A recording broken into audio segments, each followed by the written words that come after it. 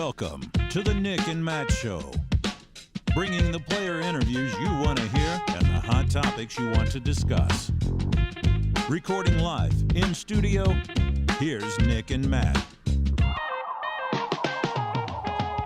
What up, everybody? Perfect timing with a nice breakdown of the song. The beat just dropped. Anyways, happy Monday night, everybody. This is episode 125 of the Nick and Matt Show live here on YouTube. We appreciate you all hanging out with us on this wonderful Monday night. We're super excited. We got a ton of awesome things. Dylan Cease, professional baseball player, coming in to talk to us about some new and exciting things that he's getting involved with in the disc golf world. And then we also got some Pro Tour, Disc Golf Pro Tour coverage starting up next week, or actually this weekend with the All-Star event. But we've also got a new media plan. Intern Ben is actually back with us in studio tonight. Hello. He is free of the COVID. Yes. Matt is here. Evan Oh, is... you had COVID? Yeah. Evan is also with us, not personally in studio. Go ahead and throw him up on the screen. Boom. So we got everyone, and we also party today. Yeah, we also got a new game lined up tonight. We're not going to spoil anything, not yet at least. Not yet. But another Statmando game coming for you guys. We are the Nick and Matt Show, so you got to have a little game show going along with it. Absolutely. I just talked to somebody. I was playing Team Challenge as you were this weekend, New England thing. And somebody out there was saying that they listen during work. They don't hear half of what we say, but they're glad it's disc golf in the background. Yeah. Yep. you know, like it's fun. That's what our purpose was. Exactly. It's a sports show, disc golf sports show. You play it while you're at work. So perfect. Man, I have a few quick intro things. This week, I lined out about 20 different talking items, so we're definitely not getting to all of them. But let me do a quick one. LWS. Does that stand out to you? Do you recognize that from anywhere? Okay. LWS, tax and accounting. It sounds super exciting. It's tax. How do taxes make you feel? Not good. Sucks. Yes. And here at the Nick and Matt Show, we have to deal with taxes as well. Everyone deals with taxes. And I was like, oh, man, it's just starting to turn into too much for me. Well, through the awesomeness of the internet and disc golf and people that you meet, people that you get to know, I texted the president of LWS Tax and Accounting because we've had him on the show before. Blake Schaefer? Yeah, Yep. Blake, what's up, man? And he said, oh, I'm here to take care of you guys. You're going to be all set. And I was like, really? Because this seems a little bit overwhelming. He's like, just send me all this stuff. We'll get it done. You know, he's like, we're running right now pre-real deep tax season. He's like, we're running like 5 or 6 days. You know, we can turn it around. And that's pretty good, man. Yeah. I send it to him in the afternoon of one of these weekdays. And no joke, by the next afternoon, he goes, do you want to know what your tax return is? And I'm like, 24 hours? That is insane. Now, I told him I wouldn't promise everybody else 24 hours. I don't know. He told the people in his office, like, friend of the show. And so they worked really hard. Incredible. I will say if they can do it, they will. Amazing. We're really happy. Going to continue to use them. Thank you, Blake. It's incredible. And they do the sports management too. Yeah. They had the agency along with them. They're also the presenting sponsor of the Idlewild Open now. So I think it's the Idlewild Open sponsored by LWS. LWS Open. LWS Open. Idlewild. Oh, LWS Open at Idlewild is what we're saying. Yes. Okay. Yeah. Gotcha. And if you go That's to what everyone's saying. Yeah. if you go to LWS, No, we're saying it right now. Whatever it is, I apologize. It's probably like LWS tax or something. I don't know. I apologize, Blake. But you can find a video of Blake as like the lead star in a music video, like a Bruno Mars song or something. It's it's all like super produced. I'm like, this is a cool tax firm or whatever you call them. So yeah, Blake's awesome. I got to meet him for a little bit over at Worlds, like actually in person, hang out and talk with him for a bit when we were at the players party.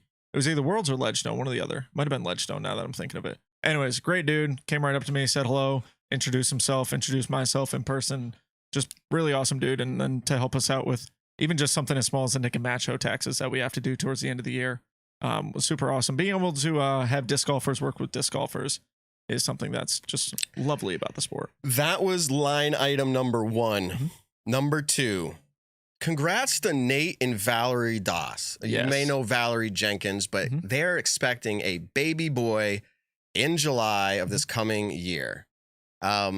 Really awesome. People that are newer to the sport are like, Nate Doss, they're like, it rings a bell. Yes, he does the live Val commentary. Jenkins should ring a bell. Yeah, that's live between both of them. Yeah. 7 world championships, 4 for Valerie, 3 for Nate. Nate, when I first got into the sport, Matt introduced me about 10 years ago now, actually, into the sport. He was the man. He was the man And to she be, was the woman. and she was the woman to be. And Nate was actually one of my favorite players when I first got into the sport. I finally actually got to meet and hang out with him at Worlds this year. That was one of the coolest experiences. If I fangirl every so often, Nate Doss was definitely one of the first disc golf ones. So that was super cool. Yeah. Go ahead. And Evan. something to know about them is they both retired pretty early as far as disc golfers go. They chose retirement early. They're brewing beer. They have a brewery out in Bend, Oregon, as many people know of, and they're doing commentary, which I think most people know of by now. So they're just living the life. Very cool for them. Congratulations. Wish them nothing but the best. I'm sure we'll continue to see them on screen too. Yeah, and I honestly think that both Nate and Valerie would be forces still in the disc golf world had they not dropped out. They chose to drop out not because they were poor performances, but because they had other dreams. So congratulations to them. That's line item number 2. You guys are impressed? We're moving along. Line item number 3. Yeah. Wyatt Mahoney. I know I bring him up fairly often because he's doing insane stuff. 13 years old. 13 years old, just won an MPO event in Florida. A B tier. 20 MPO competitors, B tier, 13 years old. That's his first MPO win at 13. That could very well be a record in the sport of disc golf. Now, there might be some outlier, like there was 3 in MPO and it was just people playing up and some kid did it. But like, this is legit. Yeah. Like this was straight up legit. Went to a playoff, hit a big playoff putt to actually take the victory. And it's awesome. 13 years old winning an MPO event. Congratulations, Wyatt. My son, back when he was like 6 or 7, was like within a stroke of Wyatt at most tournaments. Yeah. Wyatt is growing up. Excelling. He's growing big actually in stature.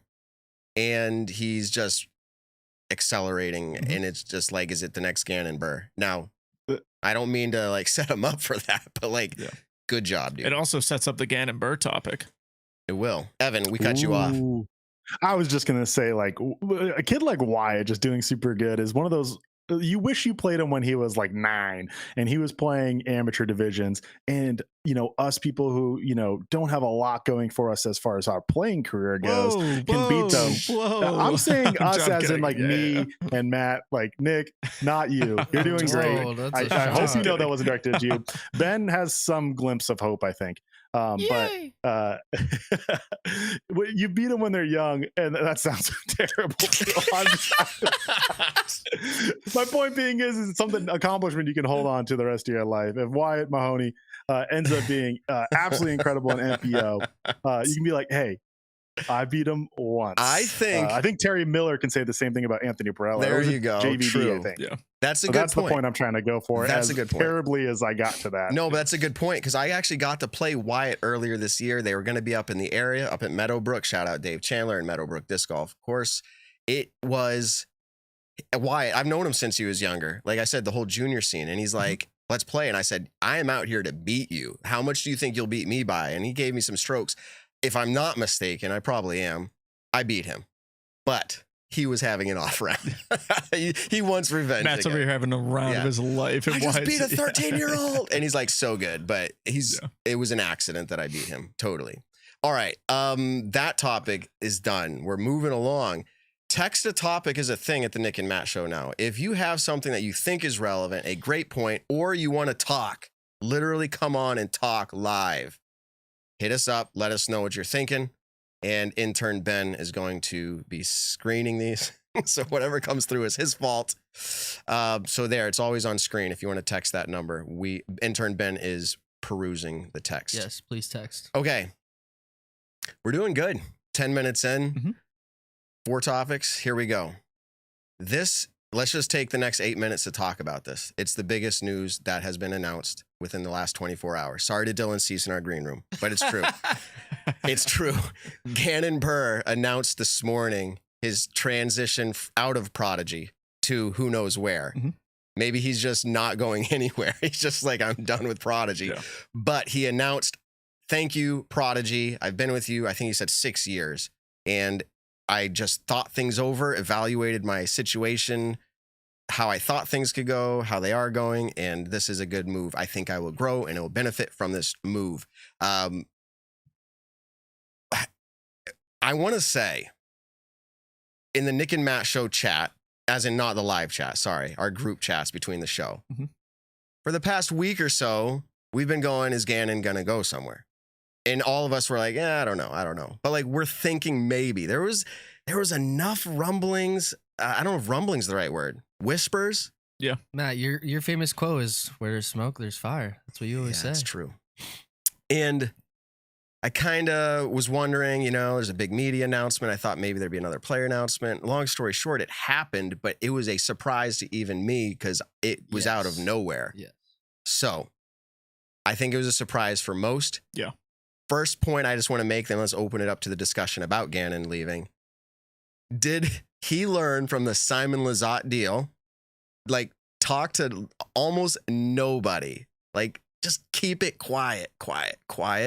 Or is it that the Simon Lizotte deal was so much bigger that even if Gannon told people, it wasn't going to be a rumor?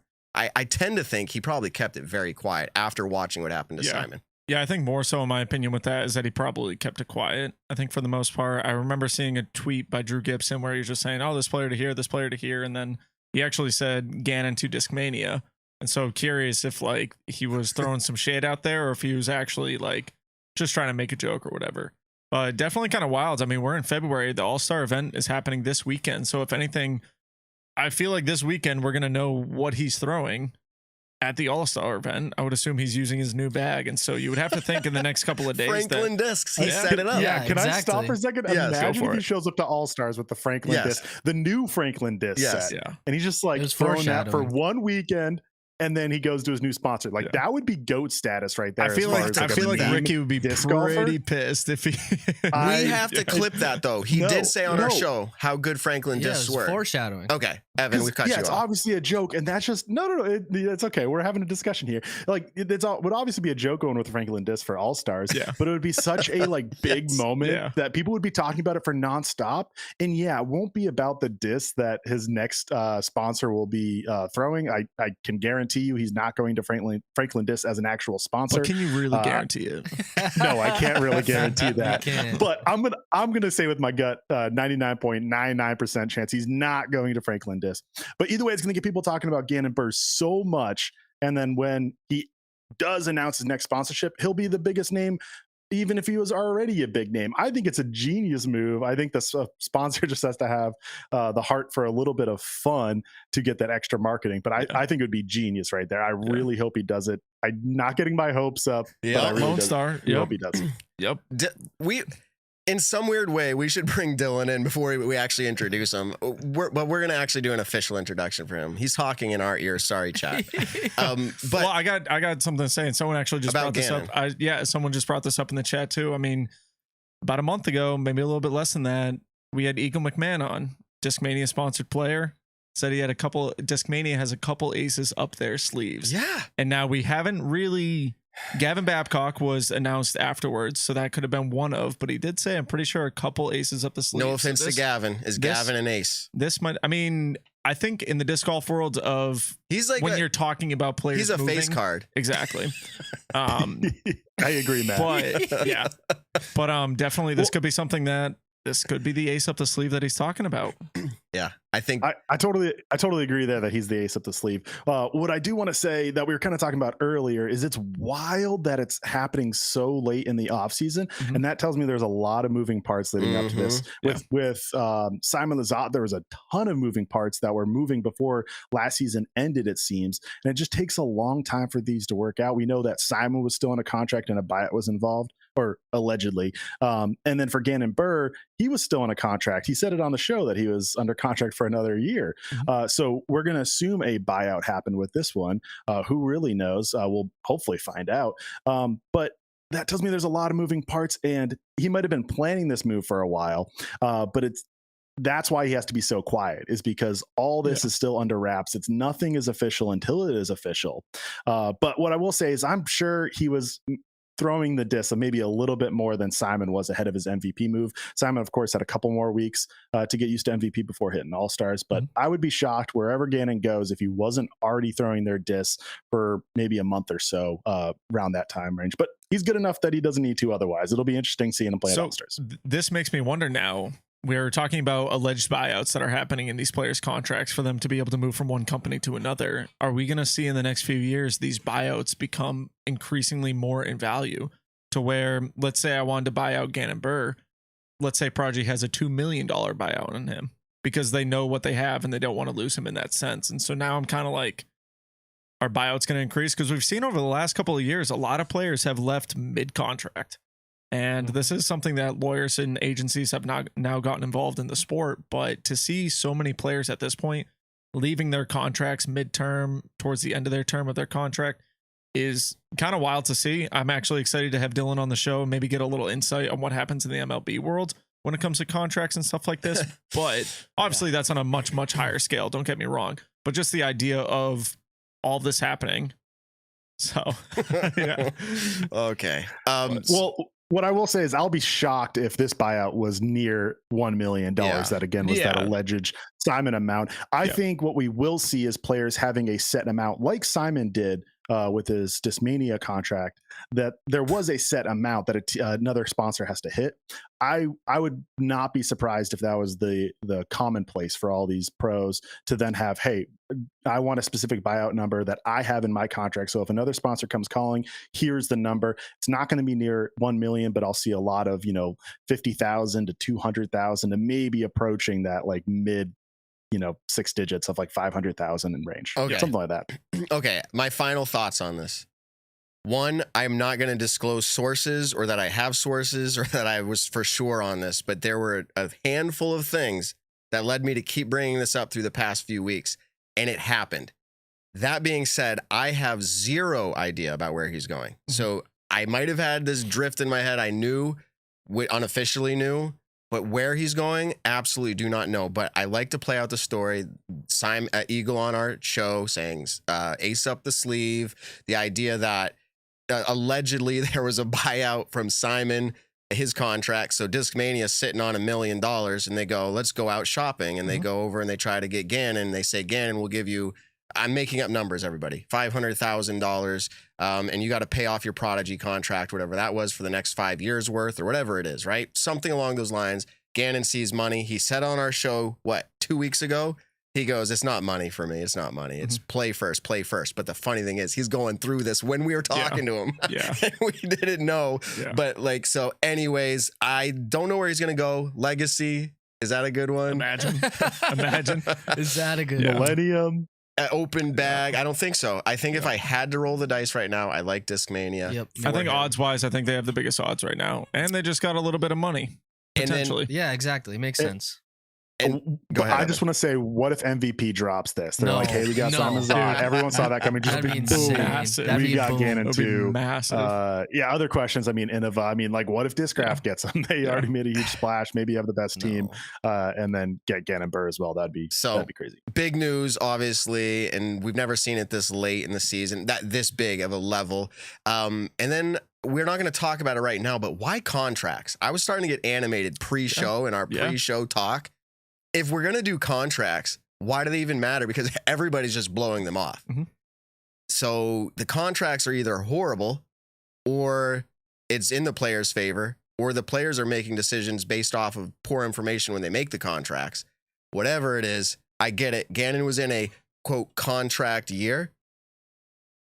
He even said on our show that his salary or contract was based off of previous seasons. That's how it works. Yeah. We'll ask Dylan. Let's bring in Dylan. Let's welcome Dylan to the show, everybody. Dylan Cease, Chicago White Sox, Major League Baseball pitcher, doing things that we will never even dream. Well, we might dream of it, but only in our dreams. Yep. Welcome to the show, Dylan.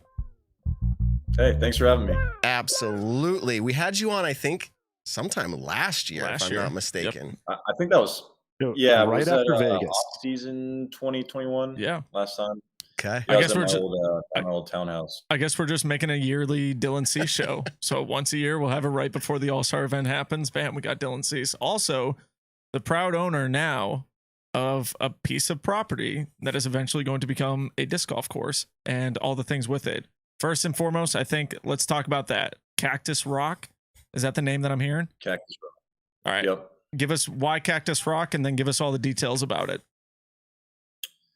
Yeah, so it's kind of 2 years in the making. At the end of every season, I've been going down to Tuscaloosa and playing a tournament called Titletown with my twin brother. And there I met a couple of his buddies who own a landscaping company who also have an interest in building a course. So we kind of just got to talking, and I was like, "Hey, do you think if we built a course and made it really nice and did it right and all that, people would come?" And they said, "Yeah, we want to do it." So basically, for like 2 years, we've kind of just been looking at land, and then the right land, the right price, kind of everything fell into fell where it needed to fall, and then really we've just been kind of like slowly chipping away at it, and yeah, somehow, some way, we got to the point where we've closed on the land and we've got the course designed, and now all we got to do is build it. Now, I heard the course designer, decently well-known guy in the sport of disc golf, 6-time world champion, Paul Macbeth, Fairly well is known. who helped you design this course. And do you have any, I know this is very early on stages, but do you have any sort of specific timeline that you would like to see all of this happen? Yeah, I think from what I'm hearing, we have the first 6 holes pretty well cleared. Um, I think within a month, most of the fairways are going to be clear. Now, how long it takes to get the pads and all that other stuff down, I'm not sure, but we're not really anticipating being more than a couple month process. Wow. Now, whether we open it up to the public that early or not, Mhm. we're kind of still brainstorming on that. 'Cause a lot of this is still really fluid, because for a multitude of factors. For starters, it kind of a lot of it ended up happening later in the off season for me. So, we still have a lot of stuff that we're sort of working through, because there's a lot more logistics to it than you would think. Like creating the LCs, doing the zoning, like doing all this different stuff that we've kind of had to work through. So, for us right now, it's kind of more just like we're taking it step by step and just trying to get the thing built, and then from there, I don't know if we're going to do an opening tournament or just an opening weekend or whatever we do, but it'll for sure be ready this year, and probably even by the summer. But I don't know exactly when we're going to open it up. So, what is the intention of this course? I know I saw a hopefully to become a destination course. I think you posted 60 acres. Is that the size of the disc golf course or the property, or both, one and all? Like, that's what the property size is. It's the size of the land, but we're pretty much using every part of the land. We're pretty much Okay. using that can be used. So the course is a championship level, really high caliber course. We're gonna have to make sure we do a more suitable short layout for lower level players like myself as well. I was just about to say, like, people like me. Yeah. The main layout is no joke. Okay, so that answered another question that I'm glad you just gave us, is like the intent of this, that you want it to be a high championship caliber course. Just for reference for people listening, Maple Hill, we're going to talk about that later too. Yeah. They just got the #1 ranked course in the world once again, 3 years in a row. And you've played there, Dylan. That property for the disc golf course is in the range of 50 to 60 acres. The land that Maple Hill owns is about 100, but that's doesn't really matter for this scenario. But similar size property. They packed a lot in there. And you're saying championship caliber is what the intent was. Plus you'll have fun for other ratings and people who aren't the top. Is there a dream and a hope this early on to, let's dip our toes in one day, Silver Series, like that kind of a thing? Yeah, so we basically, I had originally made it. I said I want to make something that could be on the Elite Series, or could be like a high level tournament course. And there's a lot more. Again, the logistics of it. There's a lot more that goes into it. So I'm kind of erring on the safe side to say it's just going to be a destination course. Yeah. But in a perfect world, I would love to see it have a high level tournament for sure. It's funny you say that on the safe side. I think it was pre-show again. We have some conversations here, and I was like, you think has the intent of going like big championship, or you think he's just playing it safe and saying destination? That was perfect. So not that we read you, but I think it's important to do it the way you're doing it. You on the last time you were on our show, it was super chill, by the way. I think we saw your disc collection, all these different things. You had asked us a question. Like, would it be interesting if someone did like a high stakes or high payout tournament. And we're all like, yeah. So is this part of a bigger plan? Like, you got the course and the property. Whether or not the Pro Tour brings you on as an elite event, do you have plans for your own? Yeah, like I said, I'm trying to keep things as fluid as possible because, Right. I mean, really, I'm willing to invest in it, and I'm willing to be as ambitious as I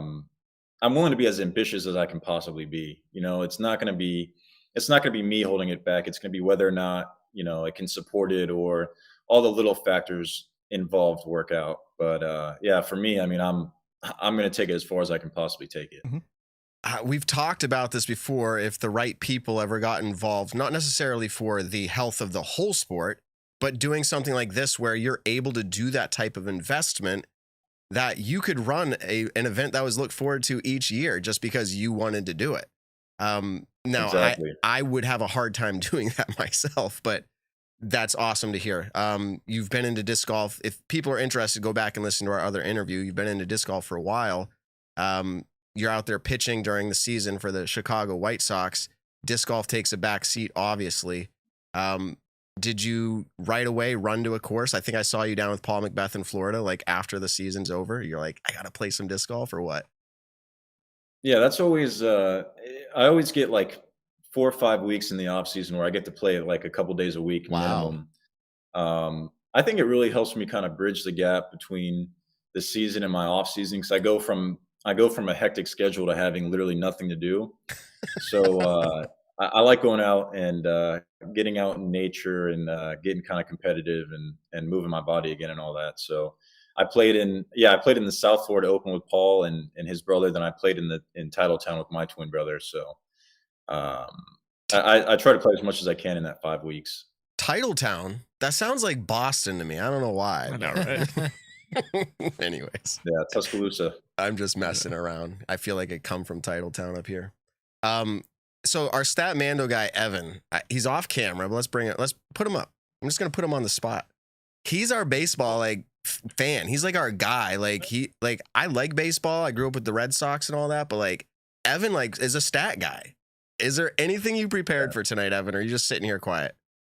I mean, I prepared some disc golf questions. Do it. But I'll dip my toes into baseball just for a second. So I mean, you mentioned bridging to your off season when you play disc golf. What does your off season look like as a baseball player? And then how does that kind of compare to disc golfers that you see talking to Paul or other notable players?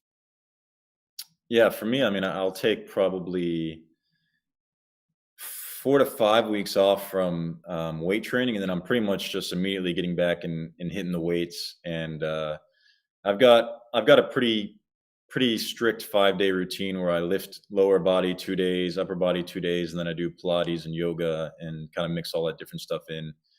I think that'll probably be the biggest difference. I don't think I haven't seen disc golf have as much weight training and specific training like that. I could be wrong. I don't see a lot of what the guys are doing, but yeah, for me, I pretty much have to get back in the weight room pretty early on.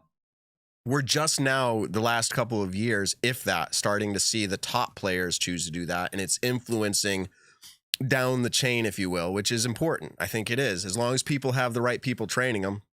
I obviously don't. I hurt my shoulder like a month ago. I don't even know it was disc golf related, but then I went to throw an overhand shot yesterday, Nick, and I actually yelled out loud. So I've got a problem. I got to ice it or something. It's all messed up. Turned 38 and this is what happens. Yeah. So you're out there pitching, you're weight training. At first I thought you said waitering, almost like a waiter. And I was like, what are you doing in the off season? That was weird. It's killing time. Yeah, I was like, dude, is that what you do? Making a little extra cash. Yeah. Looking for the tips. Evan, what's up? I want to talk about your 2022 season for a little bit because it was obviously incredible. But we have the All-Star event coming up in disc golf this weekend. It was pretty notable in the baseball world that you unfortunately didn't make the All-Stars, and a lot of people called it a snub. I was looking it up. A lot of your teammates were backing you up, saying, "Hey, this guy deserved to be in." What were your feelings going through that when you knew you weren't going to make the All-Stars? Was it like do you think you should have made it? Was there any, I guess, jealousy, or did it motivate you? How did that all factor into the season? Yeah, I was very disappointed because statistically, it was hard to argue that I didn't deserve to be on the team. I think at that time I was first in the league in strikeouts and top couple in ERA and all these different stats. So I went and like bought a suit and did all this stuff to prepare for it. And then, yeah, I was pretty down in the dumps and upset when I didn't end up making it. But I would say it fueled me for a good 5-6 starts where I think I was sitting 98 or 99 for like a month straight after that. So yeah, I utilize it at least. How does, all right, so take someone who's not super involved in the MLB scene. How does the All-Star voting work in the sport of baseball? So it's a combination of fan vote, and then I think pitchers are chosen by the manager or by the league, the commissioner. So, but one thing with baseball is every team has to have at least one representative. So you can have like, if you had a team where 6 guys had really outrageous numbers, but other team needed or a couple other teams needed a guy, then you can have a situation where somebody that's leading the league in strikeouts and ERA cannot make it. Wow. Yeah, that sucks. It's not ideal. No, not ideal. So that was going to be the other thing that I was going to ask was more, does it kind of get considered a popularity contest? And, like we were talking pre-show of, I'm sure there are so many professional athletes who, if I walked by them, I'd probably have no idea who they are, unless somehow, some way I'm either involved in watching that sport or the person is just cool on Twitter to follow. And so then I'm curious, what is like the popularity in the MLB? Obviously, you were second in the Cy Young voting. I think I could be mistaken on that, but obviously had one of the best seasons out of everyone in the league. So that's just where I'm curious, like how are you not considered? Like when Evan just said you didn't get the All-Star, I'm like, wait, how? But that's just, I think, just having no knowledge on my end. Yeah, teams like the Yankees or the Red Sox or the super big market teams can sometimes have advantages in situations like that. Okay. Gotcha. I'm laughing off camera because I'm like, we're making him rehash. We're like, how? He's like, that's the same I question. just finished therapy for it. Yeah. I'm gonna have to restart. Well, hopefully this fuels you up, I guess. That's the same question I had, Nick. How? You just keep asking me. Yeah. Well, go I'll ahead, switch Evan. it up and say some cool stats because, well, one, I got to give a shout out to baseball sports writer statistician Jay Kuda. I don't know how to pronounce his last name, but he's a Chicago White Sox kind of writer statistician. Not sure exactly his relation to that, but I follow him just because he puts out some good stats in general. But this season he had a lot of fun making stats about Dylan here. So Dylan, you had that incredible run through that middle of the season where you're high in strikeouts, but you also like didn't allow an earned run or very few for like a long stretch. It was very, very notable. I forget exactly all the stats with that, but one was a list of all MLB pitchers who over a span of 14 starts had a sub 0.75 ERA, which is earned run average, how many runs you let up. I'm not going to get into explaining it for non-baseball people, but there's only 3 players on this entire list. There was Don Drysdale and Bob Gibson. I probably butchered that first one. Sorry, Don. Both from 1968. There's only one other instance in all of baseball history, and that is you, Dylan, in 2002 with a .66 ERA. So the second best ever in a 14-game stretch. Absolutely incredible. And then one other one I'll drop in, notably with the mustache all season. It's your stats with, I guess, clean shaven compared to mustache. I'm not sure exactly what the qualifiers were, but throughout your whole entire career, your ERA without a mustache is 4.39, very respectable for a starter, but with a mustache, it's 1.98, which is incredibly good. So there's a lot more to it, but I think the science is there. That you do pitch better with a mustache. What are we going to see for the 2023 season? Keeping the mustache, or are you going to turn those stats around for the non-mustache? I think we're going to start with the mustache. I didn't have it for most of the offseason, actually, so I got to recover and be normal for a little bit. But when it comes time to do a man's job, you got to gear up like a man would. So that's why I got the mustache back. The chat was going off about my beard tonight. What were they saying, intern Ben? They were saying Good beard. it's a movie prop beard, but some people were saying it's an amazing beard. I asked the chat if it was top 5 all-time beard, and 80% said yes. Oh, wow. Okay. I've done the mustache once. I'll find a picture while we're here live, but someone else can take a question. It's actually scary. Okay, I got a I question. just want to say it's go ahead. easy to have a good beard. It is hard to have a good mustache. It's hard to have a good beard as good as Matt is, but having a good mustache takes like that special genes right there. I for sure can't do it. I mean, my beard isn't as good as Let's Matt's go. Oh, That's clean. That is Matt when he was one of our Look at youth leaders. There it is. Once For the listening audience, you'll have to just go find this in the timestamp. How long have we been streaming? So I don't even know how long. Oh well. 38 for minutes. 35. There you go. Find it on YouTube. All right. All right. Really quick, Dylan, before we get into really anything else, is there anything with the course, that Cactus Rocks, that you still want to talk about?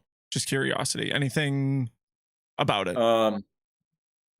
I'll just describe it, I guess. Yes. So there's 2 different ponds that are utilized. The main pond, which is my favorite feature in the entire course, has Cactus Rock there.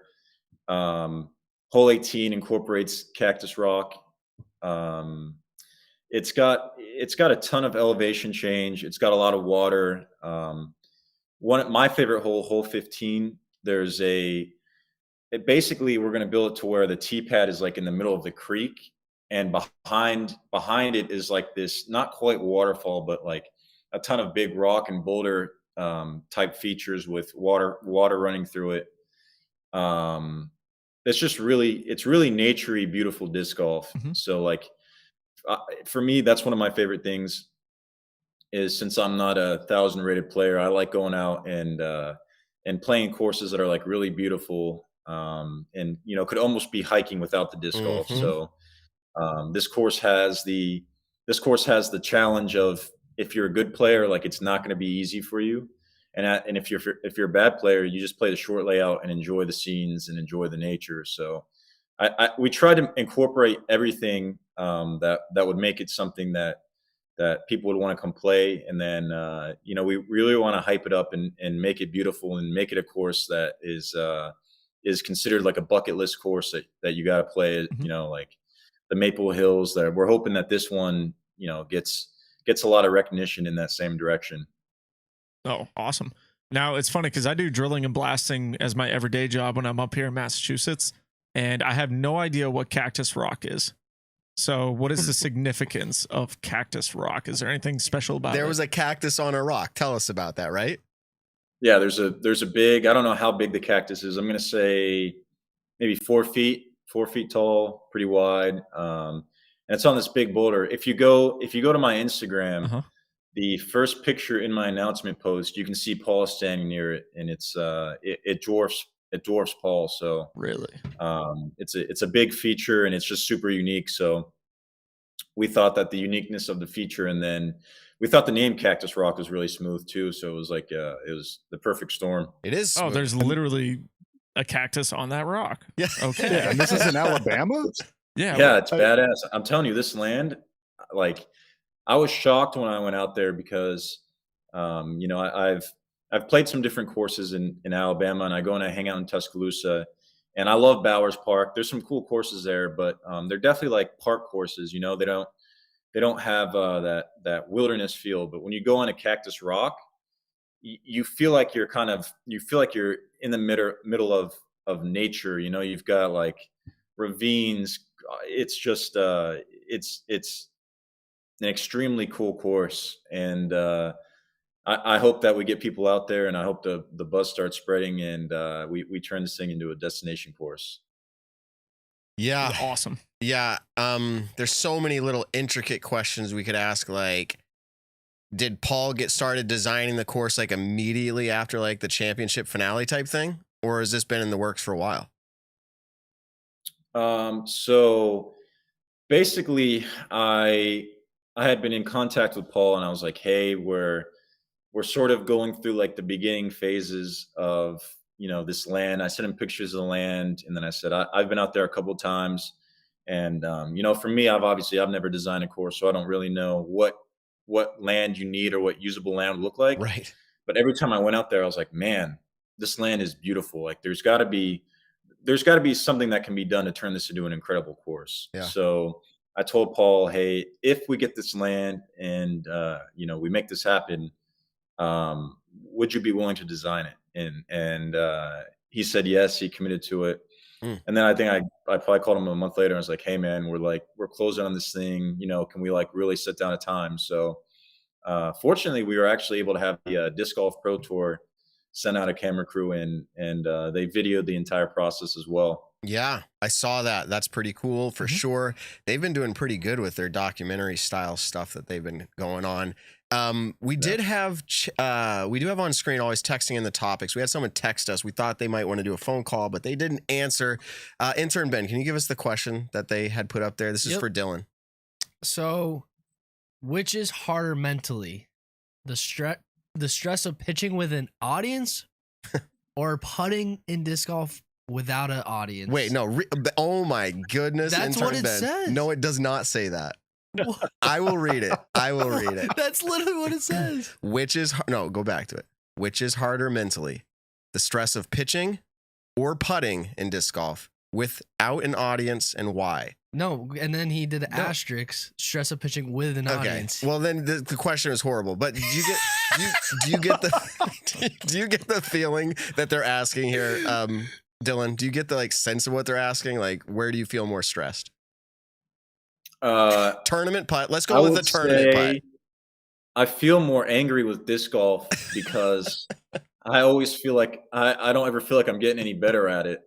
With baseball, I've been practicing it for so long, and I don't really I don't get too stressed about it anymore. But with disc golf, it's like, I don't know, man. I can't figure out how to get to that next level, and I don't ever get to practice. So I'm gonna go with disc golf. Okay. Probably the putting. Nice. So, I have something to bring up.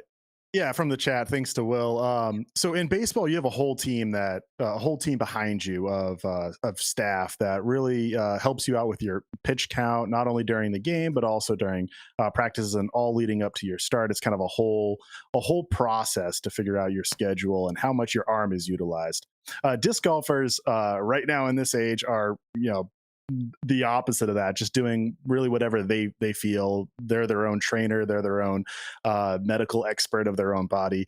Would you have any kind of analysis or advice for disc golfers on what like a pitch count would look like, whether backhand or forehand, or just kind of talk through your thoughts with that?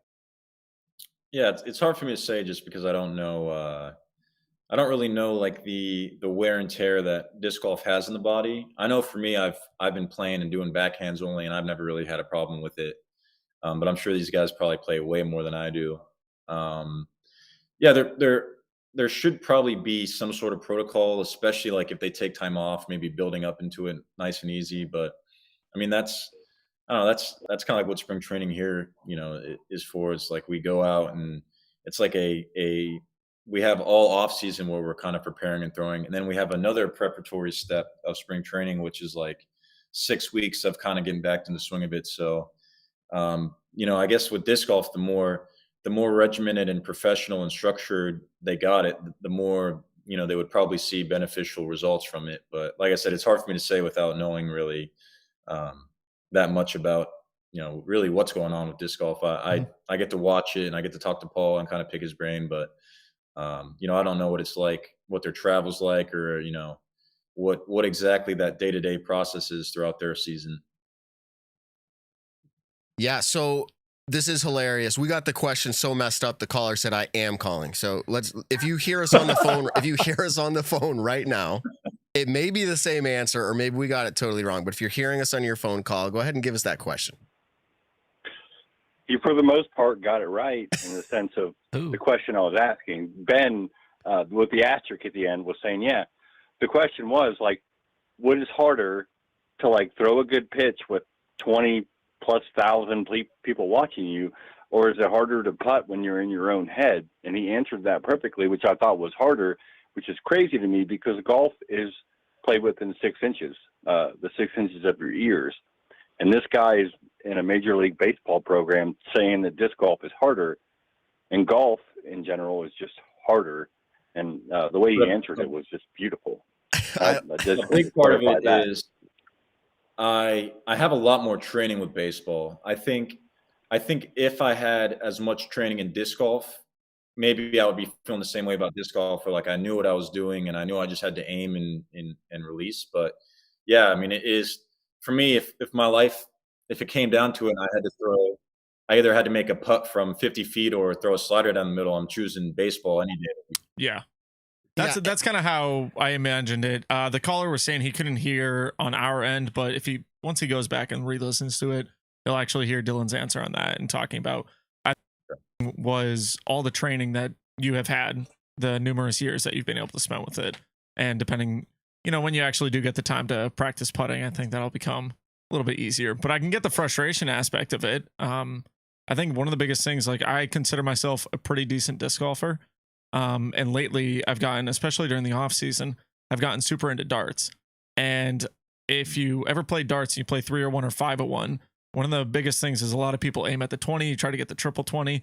And one of the biggest numbers one of the most consistent numbers that a bad darts player will get is a 26. So you go 25 and then 1, you get a 26. We call it a classic. And that's how I feel, to where it's like super frustrating when I feel like I should be better at it, but I'm not. Anyways, not equating it to being an MLB pitcher or anything like that. But I think the idea of how much time you put into one thing versus another, the mental nerves go away. I mean, I would assume. Yeah. Yeah. It becomes second nature. There really isn't any thinking. It's just you've got, your body has that muscle memory, and now it's about how do you maximize it, prepare, and then stay out of your own way when it comes time to actually execute and perform. Man, how long into your MLB career do you really think? Because I was going to ask this question in the sense of, in disc golf, we've seen some rather large crowds. The European Open has always showcased a massive crowd going to that event. Worlds over the last few years, the YouTube views have gone, in a very positive direction. Disc Golf Network subscribers. But when it comes to you pitching at all these different stadiums throughout the year, you're pitching in front of tens of thousands of people. I don't know exact stadium sizes, but usually over 10,000 people per crowd, right? Yeah. How long? 30, it depends, but 20, 30, 40, maybe even 50,000, but probably 30 to 40, 25 to 40, I would say. Okay, so 25. The White Sox averaged 24,704 on the season, well, there you go. About middle of the pack, 19th out of 30 teams. So literally, and that's just the White Sox. Literally, pitching as a away pitcher would change. Yeah, literally just 25,000 people for, and that's your average. How long did it take into your MLB career to finally feel, I don't want to say comfortable, because you're there for a reason, you're a great pitcher. How long did it feel, whether you had nerves or not, how long did it take to feel comfortable on the pitching mound? Yeah, it took, I really didn't have a whole lot of success the first year and a half. So 2019 and 2020 were not great years for me. So 2021 was the first year where I started having little blips of success, and I started feeling a little more confident. And then last year, especially when I got dialed in with my slider and really just hit a good rhythm, that's kind of when I really feel like I belonged, and that it didn't matter who I was facing. All I had to really do was do what I do well, and I was probably going to be all right. So it took at least three seasons, I would say. And I've always heard it takes 5 seasons in Major League Baseball before you're really, really set and comfortable. Mm. So we've all got these awesome questions going on right now. People are chatting in questions, but this one, when that caller came in again and he's like, which is tougher and all that. And I think you used the word it was more frustrating. I don't know if you said it was harder, which I think that is a key differentiation. But number 2, have you, in disc golf, I've been playing almost 16 years. There have definitely been rounds, maybe not really recently, but there was a round 5 or 6 years in where I had what I can only describe as amnesia. I'm out there literally 12 feet from the basket, and I'm I don't, I almost feel like my arm's not my body. I couldn't figure out how to make it happen. I'm I could do just as good lefty or righty in this scenario right now. I know we keep bringing it back to baseball, but has there ever been a time in your baseball career, even if you go back before MLB, where you did have that kind of like, dude, I forgot how to pitch tonight? Not as much with baseball. I had that with disc golf kind of. We'll go back to baseball. Yeah, but no, I'll tell you whatever. the disc golf story. Literally, let's take this wherever you want, man. So at the South Florida Open with Paul this year, this is the second day. I think the course was called Markham, maybe. I had a pretty average first day. I felt like I played below my ability, but like close. So this second day, we're on the harder course, and I'm -2 through the first 8 holes. So I'm sitting there like, man, Paul's going to see this, and he's going to see that I shot under, like on a hard layout on a hard course, and he's going to think I'm cool and all that. And then by hole 18, I was like +17 or +18. It was like the most. I wanted to quit. By the time we got to the last 6 holes, I wasn't having a shred of fun. I was like having a horrible attitude. I was like, hey, you got to relax.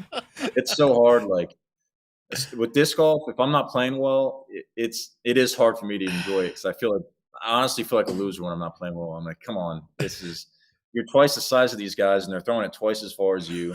It's the thing with disc golf too is like there's a lot of things that when it comes to decision making that really make a difference in your game. And like I've seen that, I've really learned that by playing with Paul and like talking to him and kind of picking his brain, because there'll be a situation where I want to sit and throw a driver, and he's just like, why would you throw a driver here when you can throw a putter straight and then throw another shot and put yourself in position? You know, like for me, I just feel like I need to throw as far as I can, but actually there is like an analytical side to it. And I think that's the one thing I've really been impressed with like watching and seeing Paul is everything he does is extremely calculated. And even with the disc golf course, it's almost like he's 4 steps ahead. Yes.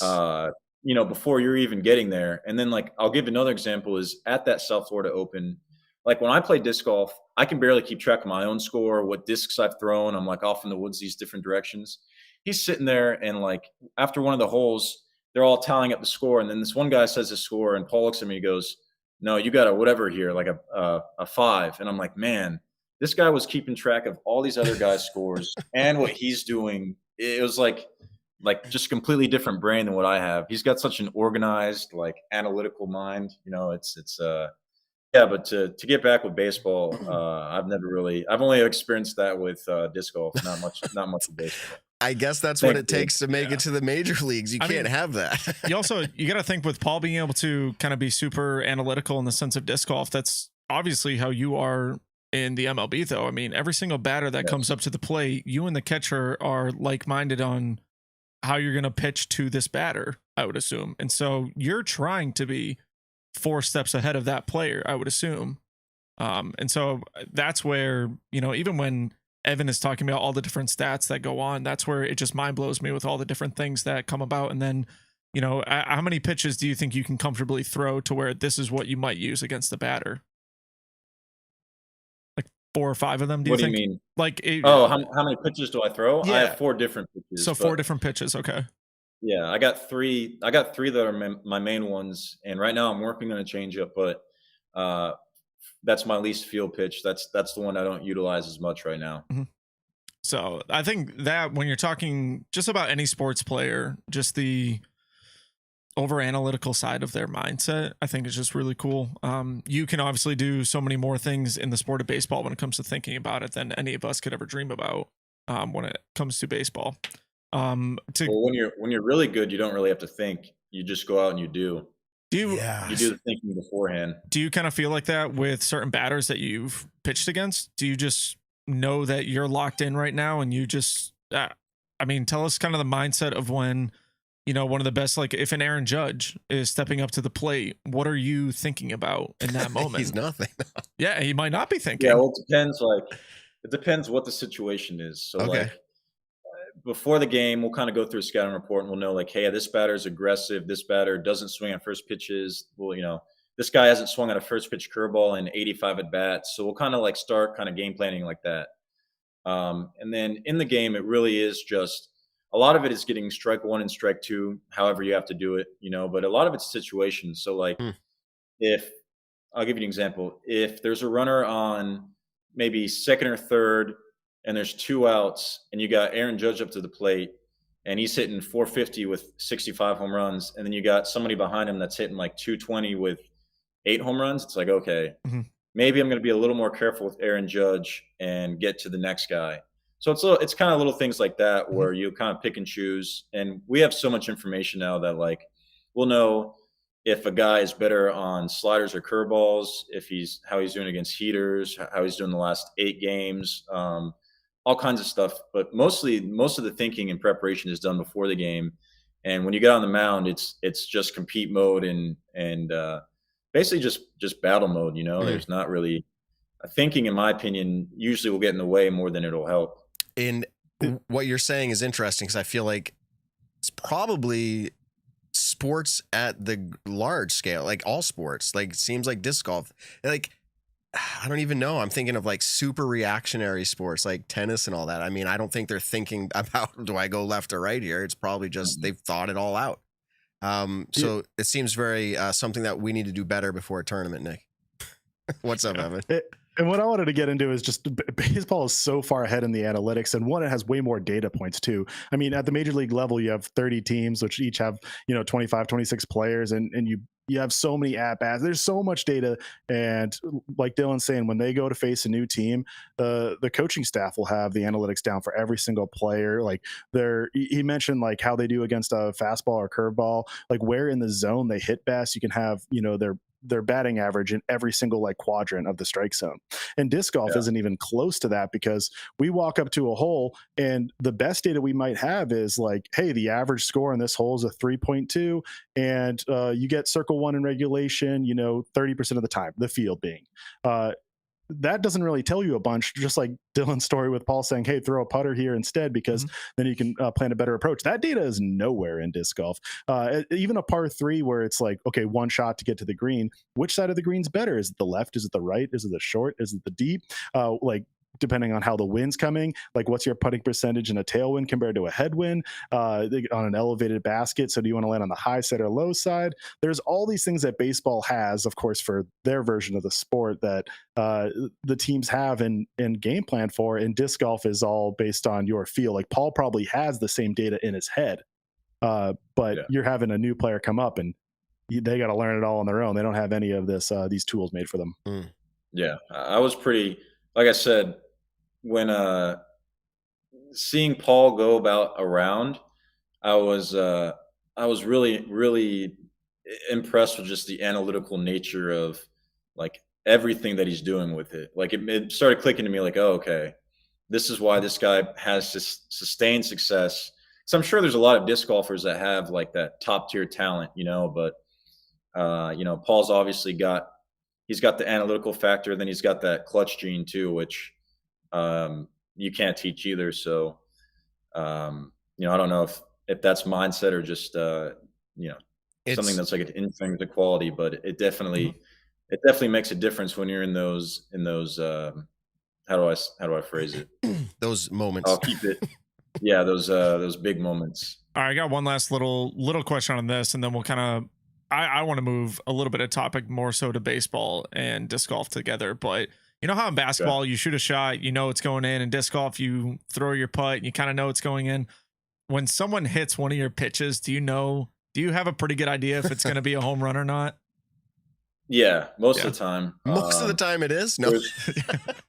There's this season there was maybe a handful of times where a guy hit it and I was like, oh no, and then it would be at the warning track. But okay, for the most part, if they square you up, there's then it's just awkward. You're standing out there like it's kind of embarrassing, really, because you're standing out there and you did your best. You did your best to get it by him, and he put it 500 feet over the fence, and he's running the bases on you, and then everyone's going crazy and their team's screaming. It's like, I hate it, man. It's embarrassing. Does it just make like an extra pop off the bat? So when I played baseball, I'm the worst hitter, like so bad. Never had a home run in my life, like that bad of a hitter. So I don't know what that feeling is like, but if someone just clobbers one, is it just like it makes an extra, not a ping because it's not a metal bat, but almost like an extra pop? Yeah, I mean, it'll make a sound. It'll make a hard sound, and then you can just tell it's smoked, like it comes off the bat hard and high, and you're like, that ain't got no shot of staying in the ballpark. There's not even a need to turn, really. Then I don't even know. I'm trying to think if I even watch most of them. Oh, well, I think, that was going to be a follow-up question. Was do you just kind of stand and like look to the first baseman and be like, oh, well, crap, that happened again, or something like that, or just put the head down, kind of like, you know, adjust the I head go or back whatever. to the Ross and I just look at the ump and like, all right, give me the ball. Yeah. I'm over it. Let me get back. I'm bothered. I'm annoyed. That's funny. And Give me on the the Nick damn and ball. Matt show, first of all, I appreciate you coming on. And then the fact that you're a Major League Baseball pitcher, and I've never heard that perspective from a Major League Baseball pitcher. I guess I could have imagined what it was like after someone hits a home run, but you were like just telling us, you're like, it's kind of embarrassing. You're just standing there. Like, I don't know how other people feel about it. I don't know how you wouldn't feel a little bit embarrassed. It's the most unideal thing that can happen to you. Yeah. It's like hitting a first tree in a tournament. Yeah. You're just like, damn it, that just happened. at Worlds. Yeah. Okay. I got one quick question based on home runs. Okay. What are your thoughts on bat flips? Uh-oh. Some guy, maybe you don't like him. He hits one of those no doubters and he just stands there and watches it and does something with his bat. What's your thought process? Are you retaliating? I guess you probably can't say that, but what's your thoughts on it? I guess how egregious it would be. How egregious is the bat flip? I mean, if he got you, I'm kind of in the mindset that if they get you, they can celebrate. I definitely don't love it, and I've definitely had some flips on me before. But to me, the best thing to do is just get him out next time, strike him There out. you So if go. a guy does that to me, they're probably going to get 99 plus 1 hour fastballs for the rest of my career against them, as long as I can do it. There Let's you go. Well, hey, that Jose Batista one in the ALDS, what was that, 2016 or something like that? As a fan, those are classic, and I do want to see more of those. But then you have the ones like whatever happened in the Dominican Winter League or something. Yeah, I forget what those that are a was. little extreme. Yeah. I guess it's entertaining and maybe it's good for the game in that sense, but there's still, I feel like, should be a level of respect. Like I'm not doing anything really outrageous out there when I'm striking guys out, but That's what I was just about to maybe- ask. What's the pitcher do when he does a strikeout? I know the catcher sometimes whips it over to third and then it goes around the diamond or whatever. But yeah, do you get to do anything? I know, like you have a big leg flare sometimes, like your leg kind of flares up, and I'm like, yeah. that's just super athletic. I go and try to do that. I'm like, oh, I just pulled a hamstring. But I don't know. No, I just if you're really in a good rhythm, sometimes you can strut around the mound a little bit, but I kind of try to keep it just like, hey, I'm here to do work. Like I try to keep it business, like, yeah, struck you out, next guy get in the box, let's go, Nice. let's see, let's keep it All going. right. Ben, we you have had- another. Yeah, we got to I let was just gonna intern say Ben really in quick. here. Evan, we got to let intern There- Ben in. He's been okay, pulling my fine, leg all right, underneath all the right, table. fine. He's like, dude, I got a question. Pulling it for the last 10 minutes. Intern Ben here with Nick Okay. and Matt Show Media. How you doing, Dylan? Hey. So my question, I'm infamous for having the putting yips. Was there ever a time this season where you had the yips and kind of like were nervous, and any way you overcome that, or like You're talking disc golf yips? no Yeah, baseball, disc golf, baseball. baseball yips? Was there at any point, or are you just like smooth, confident, 24/7, like you got the juice? He No, does.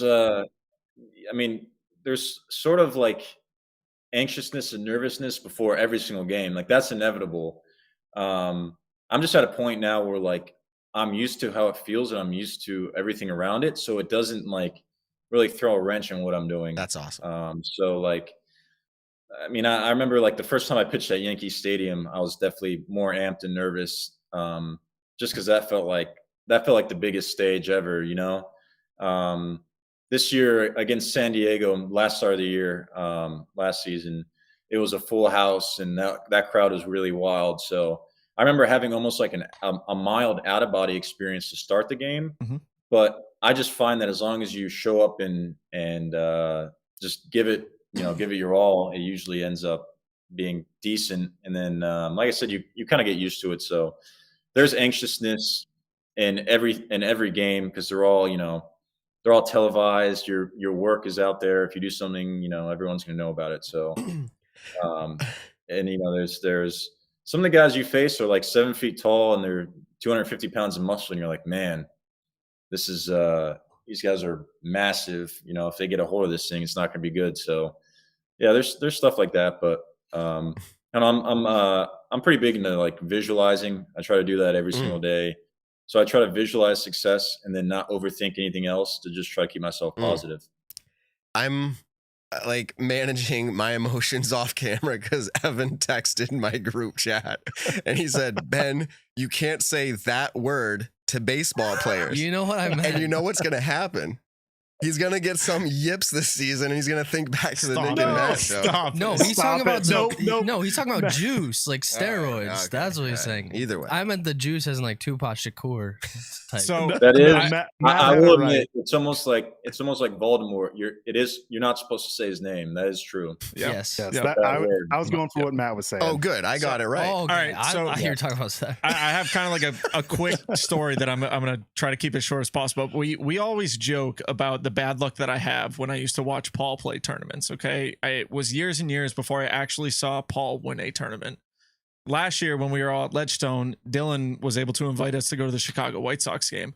The first one that we went to, he wasn't pitching, but then the second one, it was the Dylan Cease versus Justin Verlander matchup.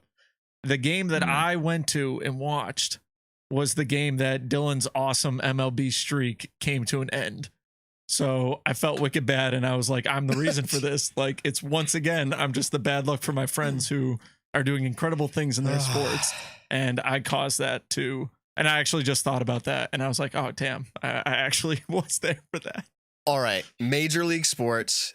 You have the NBA, the NHL, the MLB, you have PGA, you got all these. Mhm. I found myself thinking, and I'd love to involve you in this conversation, Dylan, because you are at that level. It is not very often that we hear a player at any level in a major league sport say that I am the number one player in the world. Almost at anything. I brought this conversation up during a disc golf tournament match or New England team challenge that we do, like a tournament. And I asked some of my card mates, I said, just work this segment out with me in my head before I talk about it on air. And they said, well, you kind of hear that in fighting. And I think in fighting, you hear that because it's a little bit inherent. Like you have to believe you are, when you're going up against somebody, I am the best. Like you got to bring that. And it's kind of ironic because LeBron just recently said, I feel like I'm the best basketball player that ever played the game. However, I think that's still different than what I'm saying. And the reason I'm bringing this up, if you listen to Ricky Wysocki's recent Cincinnati Reds vlog that GK Pro put on for him, in the news interview, he introduced himself and said, and I'm the, let me see, I want to quote it here. I'm the number one player in the world right now. Like, that's what he said. And it struck me as a little bit funny. And I'm like, I'm trying to think if I've ever heard anybody else say that. Like, I am the number one player, Tiger Woods or anybody. I don't hear that, right? Ever in interviews. Like, he may believe it. He may think it. People might talk about it. But I've never heard a player do that. And then he announced a recent sponsorship, which, by the way, very cool. Schaefer Sports Agents lined that up with him, that deal for the tick. What is it called? It was it was the it's the insect. It's the D. It's a great partnership. Great. Awesome for the sport, for the world. And we tried to get him on for that. Actually, I tried lining up Ricky. It didn't work out. But and then in that advertisement, he says, I'm the current number one disc golf player in the world. That was 2 times I had heard it. The one was back near LWS Open. So that was in what, like July, August, sometime in there. So he was thinking he was at that point. Yeah. Then you have this recent advertisement announcement he was. I guess I'm just setting this all up. We can talk about Rick a little bit, but just generally the concept in sports. Do you hear that ever in Major League Baseball? Like a player that, like, have you heard that where they're like, I am the best player? Or is it unique to like 1-versus-1 type sports? Like maybe disc golf's in there a little bit. I think, yeah, I guess it's probably a little more unique to the one-on-one sports. I guess, yeah, because with team sports, it's a little bit more of, I mean, I'm the best. I'm the best baseball pitcher in the world. Like, would that ever come out of your mouth if you were? Like, is that you or no? I'd have to prove it for a long time. I wouldn't just say it. Like, I'd really have to prove it. I mean, I always feel like I can get whoever I'm facing out, but to say you're number one, I don't know. I mean, you just have to back it up now. Like if if you say it and you back it up, you look like a stud. And if you don't back it up, it obviously is not as awesome. Not as awesome. So what criteria? What criteria is being used there? Because he didn't say I feel like it. He said I am. Do they have? Is there anything statistically to back that up? So we have, we have the Pro Tour rankings. We have the, PDGA World rankings out there. And one of the things, actually, Ricky tweeted on it. I think Disc Golf Pro Tour kind of shared it. Was one of the guys in golf is a Scotty Scheffler. I could be wrong, but he had said he was like, I love being number one instead of number two. And Ricky was like, yo, same dude. Like kind of just saying like, yeah, I love being like the number one guy listed as the number one. That's totally in the fair. Pro Tour standings and everything like that. I think that's the difference of, like, yeah, I love being rated number one versus, I am the number one player. I think it's LeBron has a different argument. But he says, I feel like I'm the best player to have ever played. Because they're talking about the GOAT argument. That's different. Exactly. Like, I don't think Ricky's putting himself in the GOAT conversation right now. No. Now, he could be the number one player over the last 2 years, but he's not putting himself in the GOAT conversation. So I think that in and of itself is two different conversations. Like, it is. For me, there's a lot of sports where I have no idea, like, who is the GOAT of that sport? Like in baseball, who do you consider the GOAT? Because baseball has I think it would be, if you actually believe that, I think it would definitely be beneficial. Like if that's your mindset and that's really your feeling, it would be an advantage for sure. Yes, but and I apologize. I'm getting excited, but he's not saying like, hey, I believe I am. He's saying I am, and I'm just curious, and Evan might know. What do you think he's basing that off of, Evan? Like, where is it coming that I am? I think it's a mixed sources, and so he was the number one in points last year, and he's backed up his own statement LWS many times. Because that was at the LWS Open tournament where he said that. Okay, I see what you're saying. But I think I don't know where he was at UDIS at the time. I mean, UDIS is a little bit more fluctuating, but I'll at least say our own system, the Statmando official rankings. We just put out something that 78 out of the past 80 weeks, Ricky has been number one. So I think he's going off of a ranking system or rating system. Who knows the PDGA player rating? They're also ranking system. I think he's going off purely off of those, and I think he is number one. The last 2 seasons, I think he has been pretty clear, and I think he's using that as fuel. And I think kind of where we're going is it's a little bit more of this one versus many sport, a non-team sport, where you really have to have that mentality. And I think Ricky's fully bought in and well-deserved too. I mean, Nick made a great point of the GOAT status, and that's a bigger question. But as far as who's the number one in the world right now to sell sponsorships, which he's trying to do with this insect repellent or exactly what it is, he goes to them and says, hey, I'm the number one disc golfer in the world. Like, hey, that's huge for them, and that's how they sell their product. If he goes in and being like, hey, most people have me as number one, but like GOAT status wise, I'm not, I'm like number 2 of this generation, maybe like 3 or 4 of all time. Like, that's not selling anything. So he's got to go in with that mindset. And I see nothing wrong with it personally. It's not like him every time he meets someone new is like, hey, I'm the number one disc golfer in the world. He's using it as a marketing technique.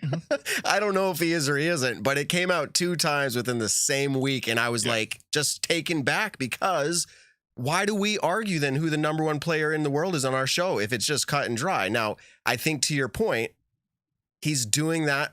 Yes, it's a marketing thing. I also think there's something about this, and I just want to feed this out here. I get excited about this. This is what a talk show is, get people riled up.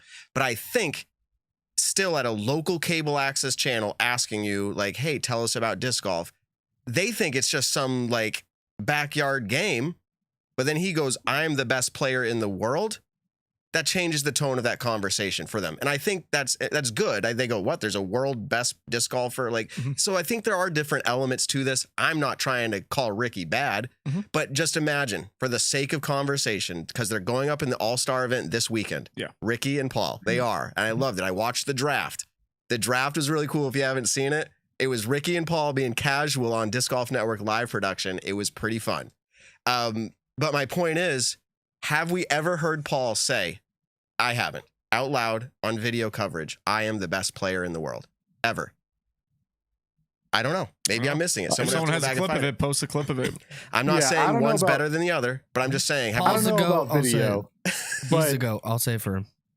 Oh, he took it out of his Twitter bio. For a long time on his Twitter bio, he had #1 player in the world, or #1 ranked player, whatever it was. Really? Was it ranked though? Or #1 highest rated? I don't know what it was, but it was just #1 something player in the world. He had that on his Twitter bio, and I agree. I haven't heard him actually say it out loud often or at all, but he did have that there for a long time, especially when ranking systems were having Wysocki take that place. So like that was kind of odd, but he could use different things too. Like right now, well, not player rating because what is it? Manabu took it over, but he had that. Yeah, he had that for a little bit, and he's won Worlds, so maybe that's like there's so much different context that you can use. But I get your points. So Evan, give us your thoughts on it. Yeah, when I try to describe Paul to like my teammates or whatever, like describing the course, I'll be like, I have like the Tiger Woods of disc golf that's designed the course. Do you feel like that's fair to put with Paul just because of his world championships? Yes. Technically, I think Tiger was, I don't know what his streak of dominance was, but I guess just because of Worlds and that sheer run of dominance, I feel like that kind of elevates him because Worlds is, you guys would agree, Worlds is the it's the pinnacle event. It's the premier event of the year that kind of determines a lot of your disc golf career in general. I mean, for players to have world championships, and now we're seeing USDGC and other majors kind of slowly start filling those categories. But yes, I would say, I think most people are in agreement that Worlds, and it's funny because Ricky's not in agreement with this, but Worlds is kind of the premier event that we put behind someone's name. Yeah. And here's also what we need to do. What? We got to get them both out to Cactus Rock, and we'll say, hey, speaking of, you've got 2 rounds. Winner leaves world #1. There we go.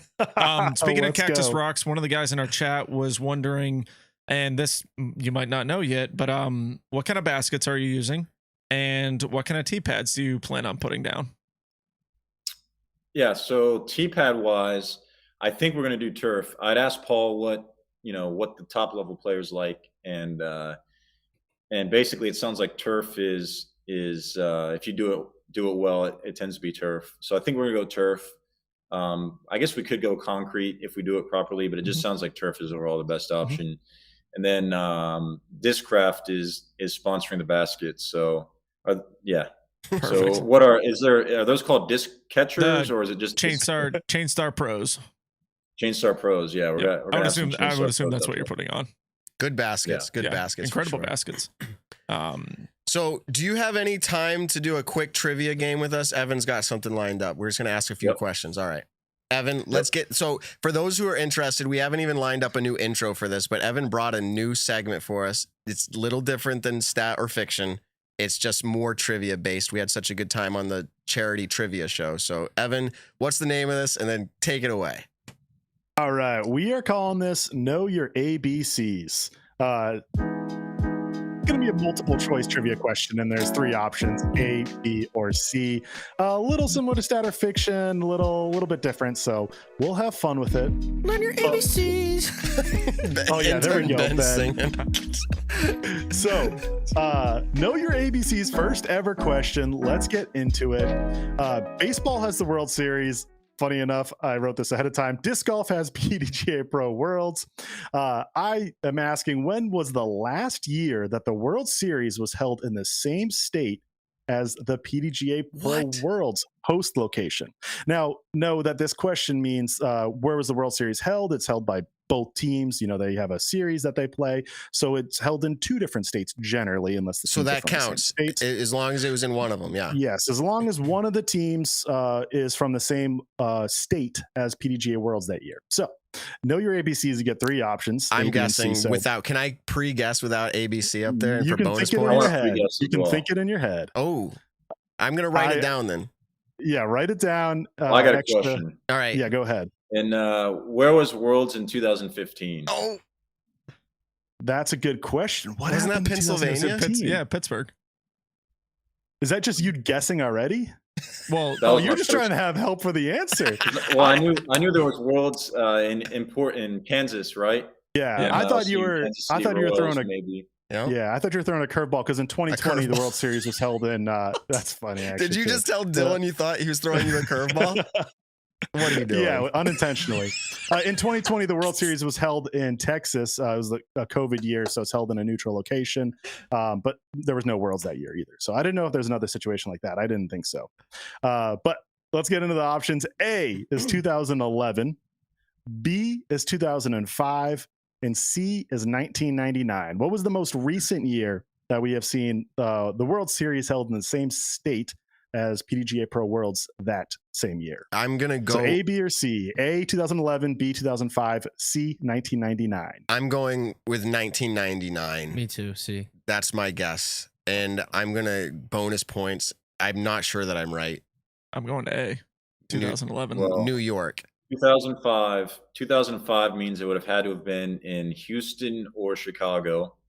The states, that is. So Illinois or Texas. Yep. Illinois or Texas, sorry. 99 would have been the Yankees. So New York. I was okay, so I could be right. He's helping solidify it. New York. Was it maybe Florida, the Marlins? Does that sound right? I don't know. I'll say it much. after you give your answer. And then 2011, I feel like was maybe like the St. Louis Cardinals and maybe St. Louis and Team that Boston, almost right? won it. It was that year, right? I'll go. no. Man, I don't know what Yeah. the Worlds are. I'll go 2011. Oh, I feel a little bit better about my answer now. I said So 99. what was it? So I said A. Nick and Dylan said A, which was 2011. Matt and Ben go C, which is 1999. The correct answer is C, 1999. Wait, Dylan, you had the team. Matt. Was quick it high at five. what is it? Was it at the course Chilai in New York? I got to get my test. Anyways, right. I I'm had just the trying World for Series. bonus points. If I got that it was right, in Rochester, New yes, York. Yeah, That's where Chilai I've is. been Chilai and Parma. Don't have the courses. Parma. It's just off Good from job, Wikipedia. Matt. I can't believe You that. got the- I'll give you the bonus. Let's go back to So- the charity trivia now. That was fire right there. I'm proud Yeah, Well, of who it. are the right. MLB So- teams now? That's what I'm curious. It would have been the The Yankees. New York Yeah. Yankees And who else? swept. The Dylan, I don't know Diamondbacks? if you had a hometown team, but the Atlanta Braves Ooh. in 1999 it was a sweep. Right. It was, one of the Yankees' last World Series wins. They've only won 2 since then, so not very Good. good. Wow. One in like we hate 2011 though. But yeah, 2011 was the 2000. Cardinals versus the Rangers. That was notable where the Rangers were up, I think 3-2 down to their final out or final inning. David Ended up Freese. not getting it done. David Freese clutched up, and the Cardinals ended up winning it. No, but in 2011, it 2008 was held in Yankees, yeah. Santa Cruz, California. 05, I That's- threw that in there see- for fun because that was the White Sox. I said 2011 against- because I was really hoping it was a California team because I was like, I feel like Cali's good, and I don't know. That's just that was my. And that the was my fun guess. thing was the very next year and the year before was the Giants. It was when they kind of had the even year BS. Gotcha. And so they were going in a lot. Evan, that was a and there's softball. Give us something faster. All right, let's move Yeah, on. give me a World War II question, please. Some history, baby. All right, not quite. Eagle Man just won the challenge at Goat Hill in Oceanside, California. How many California PDGA wins does Eagle have? That has all tiers, and we'll say all divisions too for the fun of it. And we'll just say all time. A, 8, B, 5, or C, 2. How many wins in California does Eagle McMahon have? A, 8, excuse me. B, 5, C, 2. Dang. Is Kearns going CC?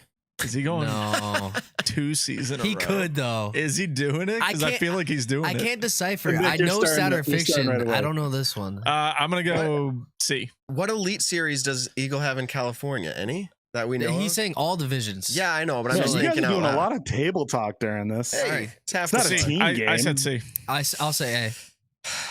He said it's been a long time since his last A tier, but that has nothing to do with it. He Could've won posted a that C earlier. Eagle, if you're in the chat, put it up quick so I can change my answer. That'd be insane. What's 5? What did you say 5 was an option? A, Obviously. 8, B, 5, All right. C, 2. I'm just going with B. 5. I'm gonna give him 2. I was teetering there. See, I followed Dylan with the MLB. He's following me with the disc golf. We're probably both going to be wrong again, but that's all right. The correct answer is C2. He went C. Let's go. Yeah, see, I went Back-to-back CC Cs. apparently. Apparently. That Everyone's is, tied. back-to-back California wins for you, man. Going back to 2021, excuse me. OTB Open. He has 6 podiums and 10 top 10, so he plays well there, just only 2 wins. Let's get into the final. Know your ABCs. I don't even know the scores. I think right we're now, all 'cause tied We're all it's a now. new tied up. game. Yeah. Everyone's got one. Yeah, we all have. All Sudden right. death. I actually didn't even do a bonus question too, so All we'll right. see how this goes, and I'll wing Apparently, it. don't do when we get anything there. World War II though, because Dylan wants that. You want to do Yeah, World War right? II? All We right. can get there. If you watched Super Bowl last night, spoilers if not, just kidding. We're going into it. Philadelphia becomes the first city to lose 3 Big 5 championships in the span of 100 days. That is the Philadelphia Phillies lost to the Houston Astros in the World Series most recently. The Philadelphia Union in soccer MLS lost to Los Angeles FC on the same day, actually, which is kind of funny. 2 for lost championships. And then last night, the Eagles lost to the Chiefs. I'm making a disc golf version that's coming in second place in majors, pro majors, MPO, FPO, without a win at a major that year. What year was the last time a disc golfer came in second in 3 or more majors in one calendar year without winning a major that year? So this one's tricky. That's why there's multiple choice. That is tricky. A, 2018, B, 2015, or C, 2013. I'm going So with the last- 2015. I'm going A. Yeah, because that was Paul's like big year, right? So there was somebody Yeah. coming in second at all of those. Yeah. I'm going A. Are So we you got, you doing I'll go 2015, Dylan? 2015. Yeah, Yeah, I'll go 2015. me too.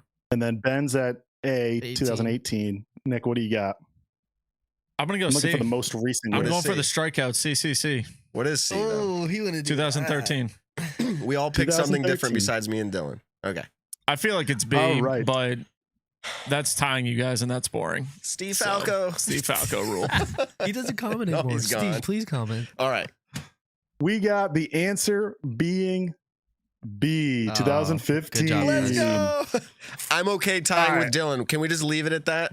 Sure, we'll leave it as a tie. Yes. I'll I've get into tied the answer, a Major though. League Baseball pitcher. This is actually, it was unplanned to our disc golf conversation that knowledge. just happened. But there were Just let me 2 be. players that year, actually. One MPO, one FPO, who one played 4 majors and had 3 second place finishes. The other played 5 majors and had also 3 second place finishes and 4 podiums without a win. They were all 100% in top 10s. Didn't get a win. It was Ricky Wysocki and Sarah Hokum. So you were right with thinking Macbeth being really good that year, and Ricky was number 2. Unless you had a tiebreaker, but I heard you say you didn't, so we'll just roll. Well, with all that. right. Wait, here's there is a here's tie. Well, you told me here's not to have here's a the I tiebreaker, got so a I gave- tiebreaker. I Whoa. gave the answer. I got a Tiebreaker. tiebreaker, and it's coming from the chat. Yep. Shout out to Steven. Who did USA fire upon with their first shots in World War II? And now we have to do this to where you got to write it down. Yes. I think it was. Don't say it. Don't I say think it. I'm ready to answer that. Wait, do we have the answer though? Like, do I don't we know know. what it is? Steve- We're waiting on Steve, we're gonna Comment need in the the chat. answer. Yeah. Yeah, we actually are gonna need the I answer. think Steven. it was the Battle of Midway. I think it was Japan. Oh, so that'd be Japan. I yeah. just wrote down Japan, so it's on my phone actually. Okay, Steven, who do we got? He said yes, I All right, do. send it to We If need it's a it. tie, it's a tie. We're not gonna do World War II. You want to know history. how I know the Battle of Midway? So there's a great game called Battlefield 1942, and that was Oh, one of the let's maps go. on it. That one, and then Iwo Jima was another one. That on game that. was Berlin That was, was so great. much fun. Stalingrad, Omaha Beach. I like Battlefield 1. Oh, shout out to Dylan Cease the other day. Posted on his Instagram story. My man over here is playing the OG RuneScape. As we speak, Like as soon as we literally, log off, I'm gonna get grinding. dude. He's like going for 99 wood cutting tonight. All right. Well, we did keep you on a little longer. We apologize for that, but once a year we have to fit in a lot, and we really appreciate your time. Where are you right now? Are you officially back in training? I'm in Peoria, Arizona for Oh, spring training, Peoria. and I do have to say, I might be coming on soon for something else, so we'll see. Come on. Well, you got my number. Anytime you want, literally, just hit me up. All right. I have the Yeah. answer. Before you leave, we fired on the French defending Morocco. Patton, who is fluent in French, has has to land our troops and discuss it with the French and smooth things over. So there you go. There you go. So you're both wrong. You tied at the end of this. So someone fact check that. Stat or fiction on that one. All right. Anyways. Anyways, thank you very much, Dylan. Can we like get a little leak out of what's going on with this? What's happening? He's saying he might be coming back on. Oh yeah. It is disc golf related, and it would be pretty big news. Wow. Very cool. Very cool. Wow. I think it would be. I think it'd be pretty exciting, and I think there's a good chance that maybe in March I'll come on and we can discuss a little further. I was just because now you know me, I've got questions. I'm like, is this a collab thing? Like, okay. I would say I'll call you after the show, but if he's going to be grinding it out on RuneScape, I'm going to let him be. And all right. So, anyways, thank you very much for your time. Totally awesome. Very casual and cool to talk to, and you're doing great things out there. Last time I sent you a text, you were pitching in Fenway Park, and that's so cool for us to know we got a disc golfer in there. So. Oh, speaking of which, do you know, are you pitching in like potentially pitching at Fenway this year? Do you have any idea? Yeah, we definitely go there. Whether or not I pitch it, it's hard to say, but 3 out of 5 chance. So, but he would be there. We can go as long as your team doesn't change up the rotation this time. Yeah, bought tickets for a Sunday game, and it ended up being the Saturday start. So I'm going to see you guys as soon as my season ends. We're going to Cactus Rock, and we're all getting around. And sounds good to me. I will happily do that. Awesome. So, Dylan, thank you for coming on. Thank you for coming into the sport and doing all these awesome things. We can't wait to hear some news going on in March. Everyone, check out Dylan's Instagram, Dylan Cease 7. He just posted today within the last few days that he had purchased a 60-acre course. He looks to make it a destination point in the sport of disc golf. It's super awesome having Dylan come into it. Dylan's an awesome dude. So check him out on Instagram. Dylan, thank you for coming on tonight. Is there anything else you want to see before you go? Yeah, thanks for having me. I'm feeling good, man. Sweet. I hope to come on in March and give you guys some more.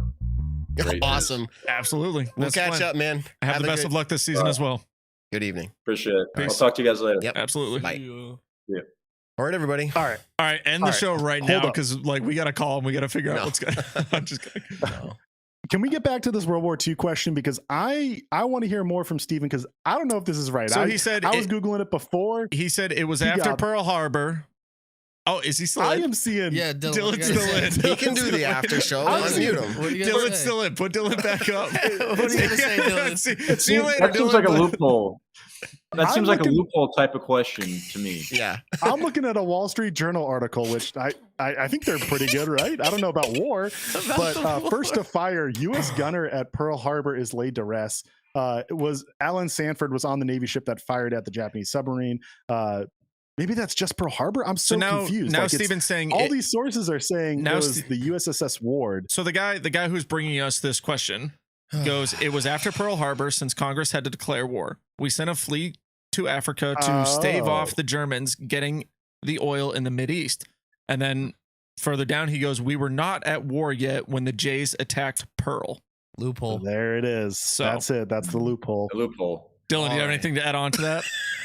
Hey, there's context. Bullshit. What did we talk about with the Yeti last week? There's context to everything. That's bullshit. All right, once again, and we can keep doing this all night. That's totally fine. Keep coming back. I mean, if you're leaving, you're leaving. If you're staying, you're staying. We got other topics. Yeah. All right. All right. I'll see you guys later. He just hangs up. He's like, I'm done. Okay. I love it. I love it. Here's my topics, and let's kind of rate them and decide like how we talk about them, okay? Because these are out there we have 24 minutes to do it. You mentioned the challenge at Goat Hill. We could talk just a little bit if we want to. That's something. Dylan just texted me. He says, I didn't realize it was still on when I did that. My bad. No, Dylan, you're always welcome on. I actually want to have like a whole trivia contest now. He's like, he's like, my bad. No, that was awesome. Thank you. That was cool. No, that's hilarious. He's invested in the show. That's all there is to it. Okay.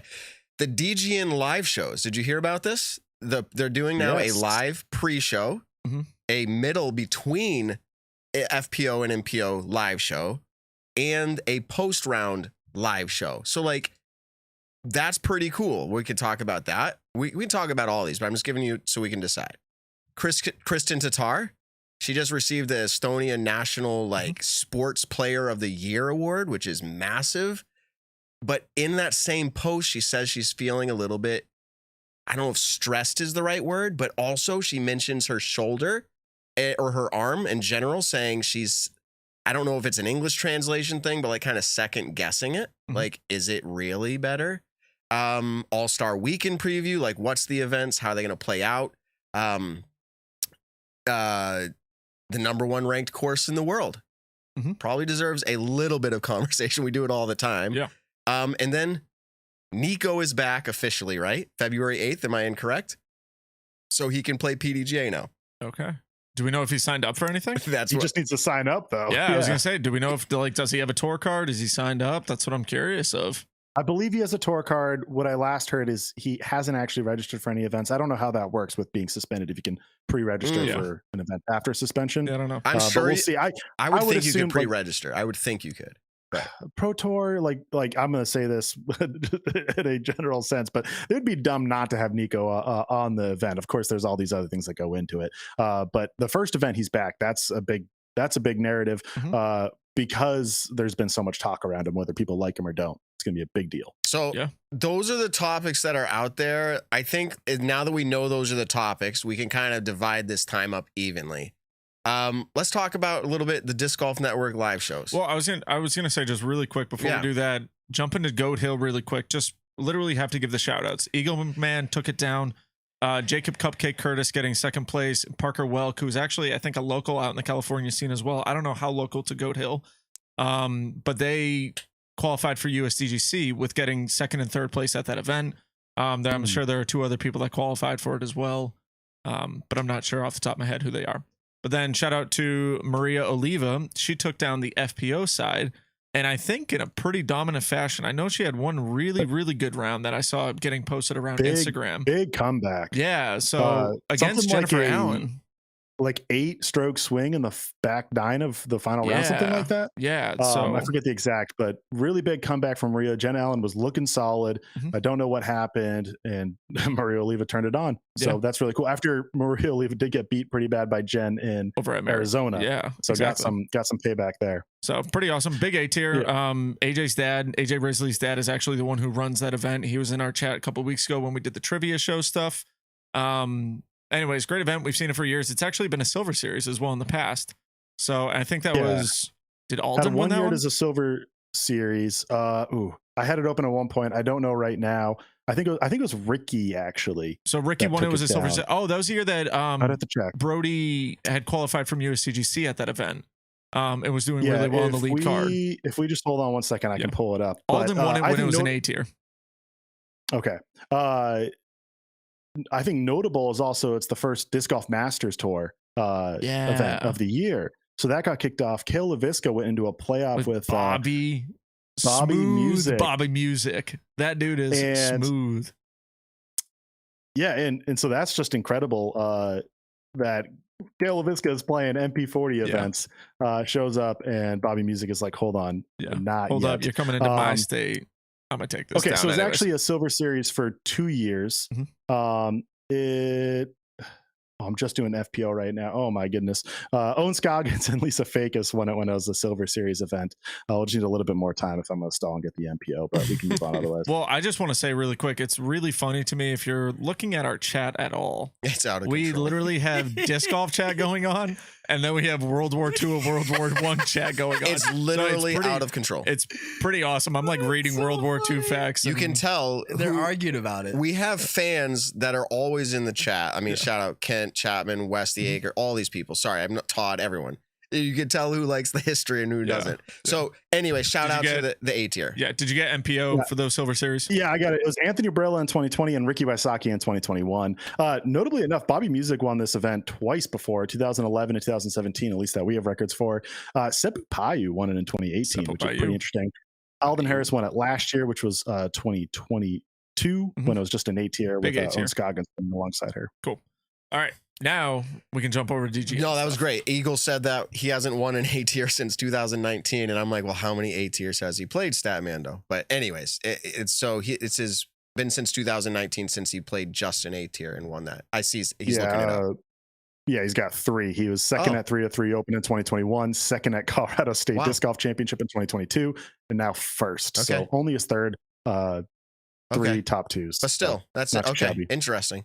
The Disc Golf Network live shows, I think it just goes to say, because we're not breaking this down like we can on the Nick and Matt show, this was a move that had been in I don't want to say the plans, but in the brain space for a long time.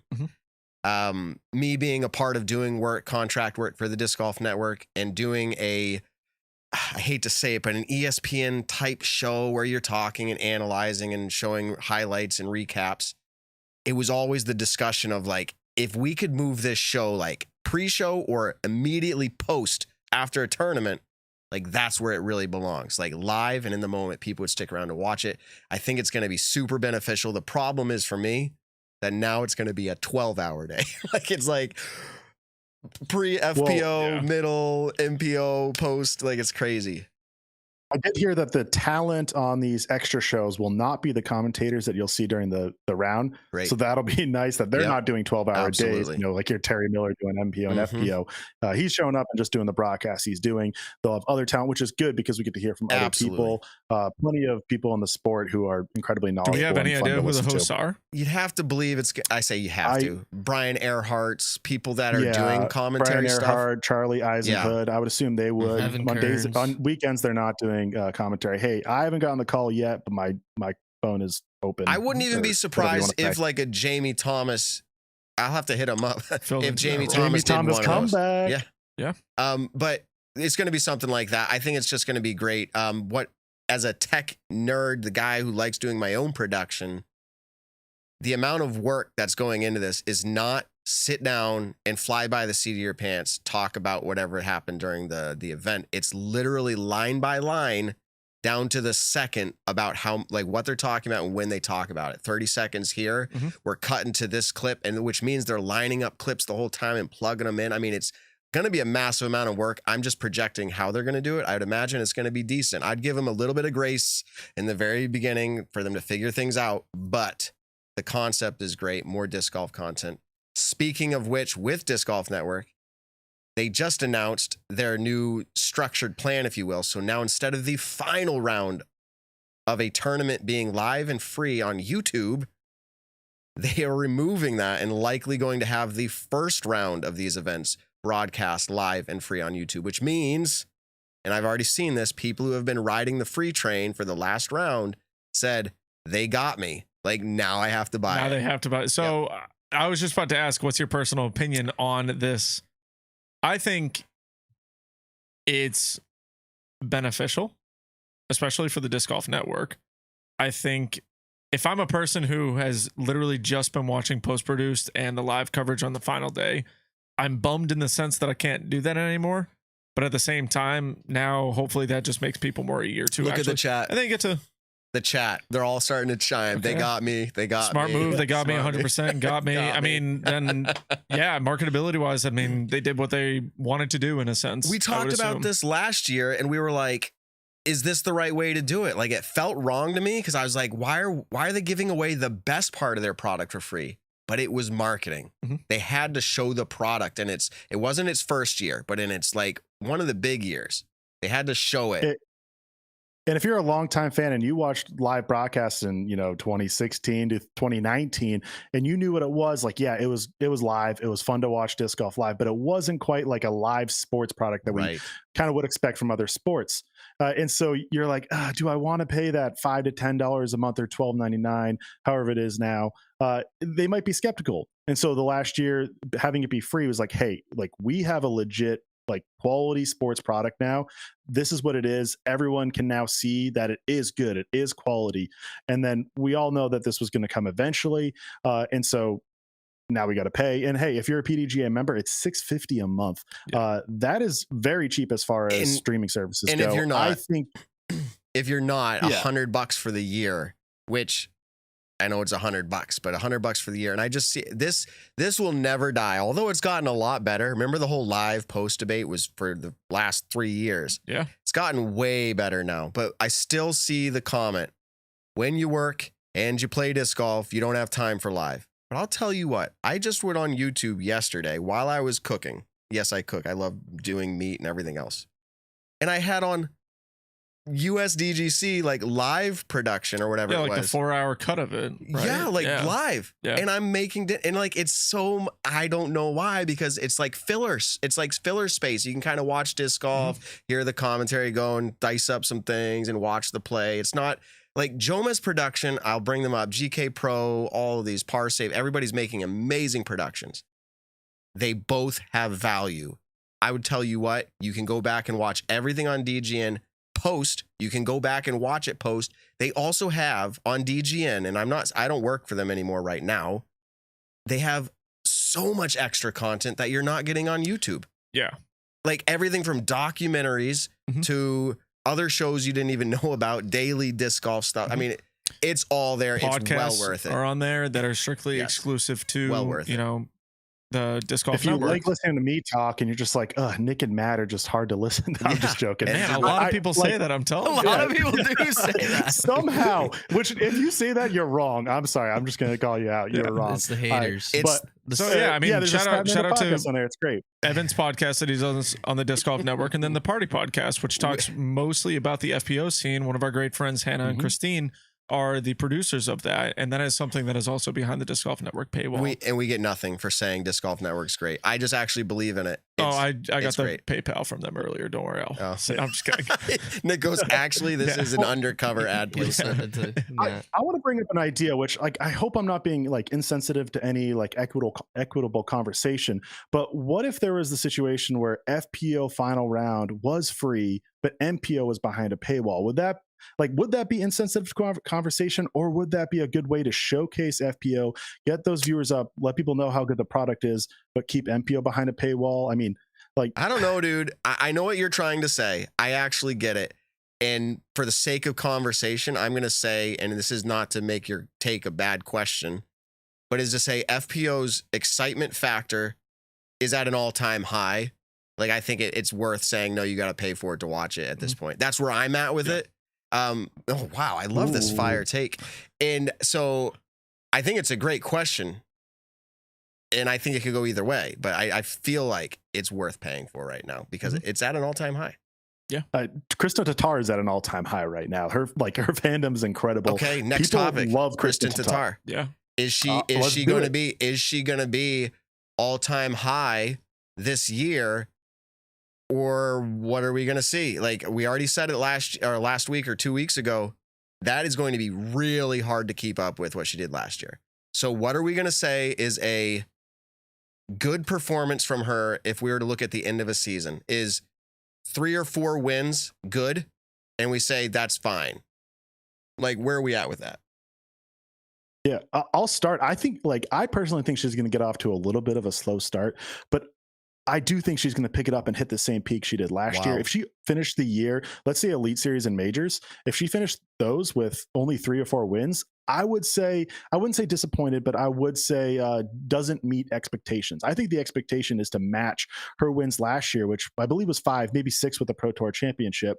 And that's with missing a lot of time. And I think I'm going to go out on a limb and say that if she doesn't win 2 majors, I do think people might be a little bit disappointed if she only wins 1 major, crazy. Whether she misses time or she just doesn't win 3 of them. Like, I think people will question it and be like, she's the best player we have right now. And I think the expectation is to win at least 2 majors. We did this with Paige Pierce. She was the dominant force for years, and then she had a 996 rated FPO player, and then she had a year where she didn't win the same amount, and we're like, wow, that's not good. And I think what you're pointing out here is Kristen had this 1 year where she was, I don't want to say dominant, it was convincingly the best, but dominant would mean Paige didn't have the wins. Anyways, I just don't know that. Yeah. Realistically, head to head, people. Who do you think wins more events this year? If Paige Katrina, and Kat, Paige. or excuse me, if Paige and Kristen play the same exact, let's say 10 Elite Series events, who do you think wins more? Haley King. No. I got to go with Tattar. I still think Tattar will have the most wins of anyone, regardless of how many events she plays. I'll probably set the mark around 6 to 8 would be my guess for the whole season, Elite and Majors. It could easily be higher. It could be like 4 to 5, but I really think she's going to hit, about 6 at the minimum. Yeah. Okay. Let's just leave it at that. Again, go look at her own post and read into that. Hopefully she gets the confidence with the elbow. I know she's not coming over for the All-Star break, but I think she's coming. All-Stars, no Vegas. So she's coming to start the Texas swing. Yes. And then depending on how long she'll be in for the first leg of the tour. So we'll see. As I mentioned, and brings up DGN again, check it out. It was fun seeing Paul and Ricky, like in almost like a Nick and Matt show style, like two players up there talking wherever they were located with their headphones on, and they're like, I picked this player, and it was funny to see. Go check it out. They weren't very sure about the format, or at least Ricky wasn't. Ricky's like, can someone explain to me? It was like during the draft. Can someone explain to me, like, what are we actually going to be doing? And like, how many of each player? Like, so he wasn't prepared in my mind at all. Paul seemed like he had it pretty prepared out. Some of the details weren't there. You could tell he's like, are me and Rick like going to end up playing at the end against each other? And it seemed like there was some sort of like, yes. So I'm looking forward to it. It should be amazing. I'm interested to see the same format as last year, right? Yes. I haven't heard any changes. Yes. So the putting stations, there's going to be shot shaping, they call it, or accuracy. They have what they're calling controlled distance. Okay. Similar to what we just saw at the USDGC's distance. And they have doubles competition and singles competition.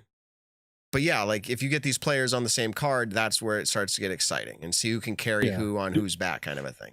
Do we want to cover what the teams are? I have it in front of me if we want to. Go ahead and read them out. That's fine.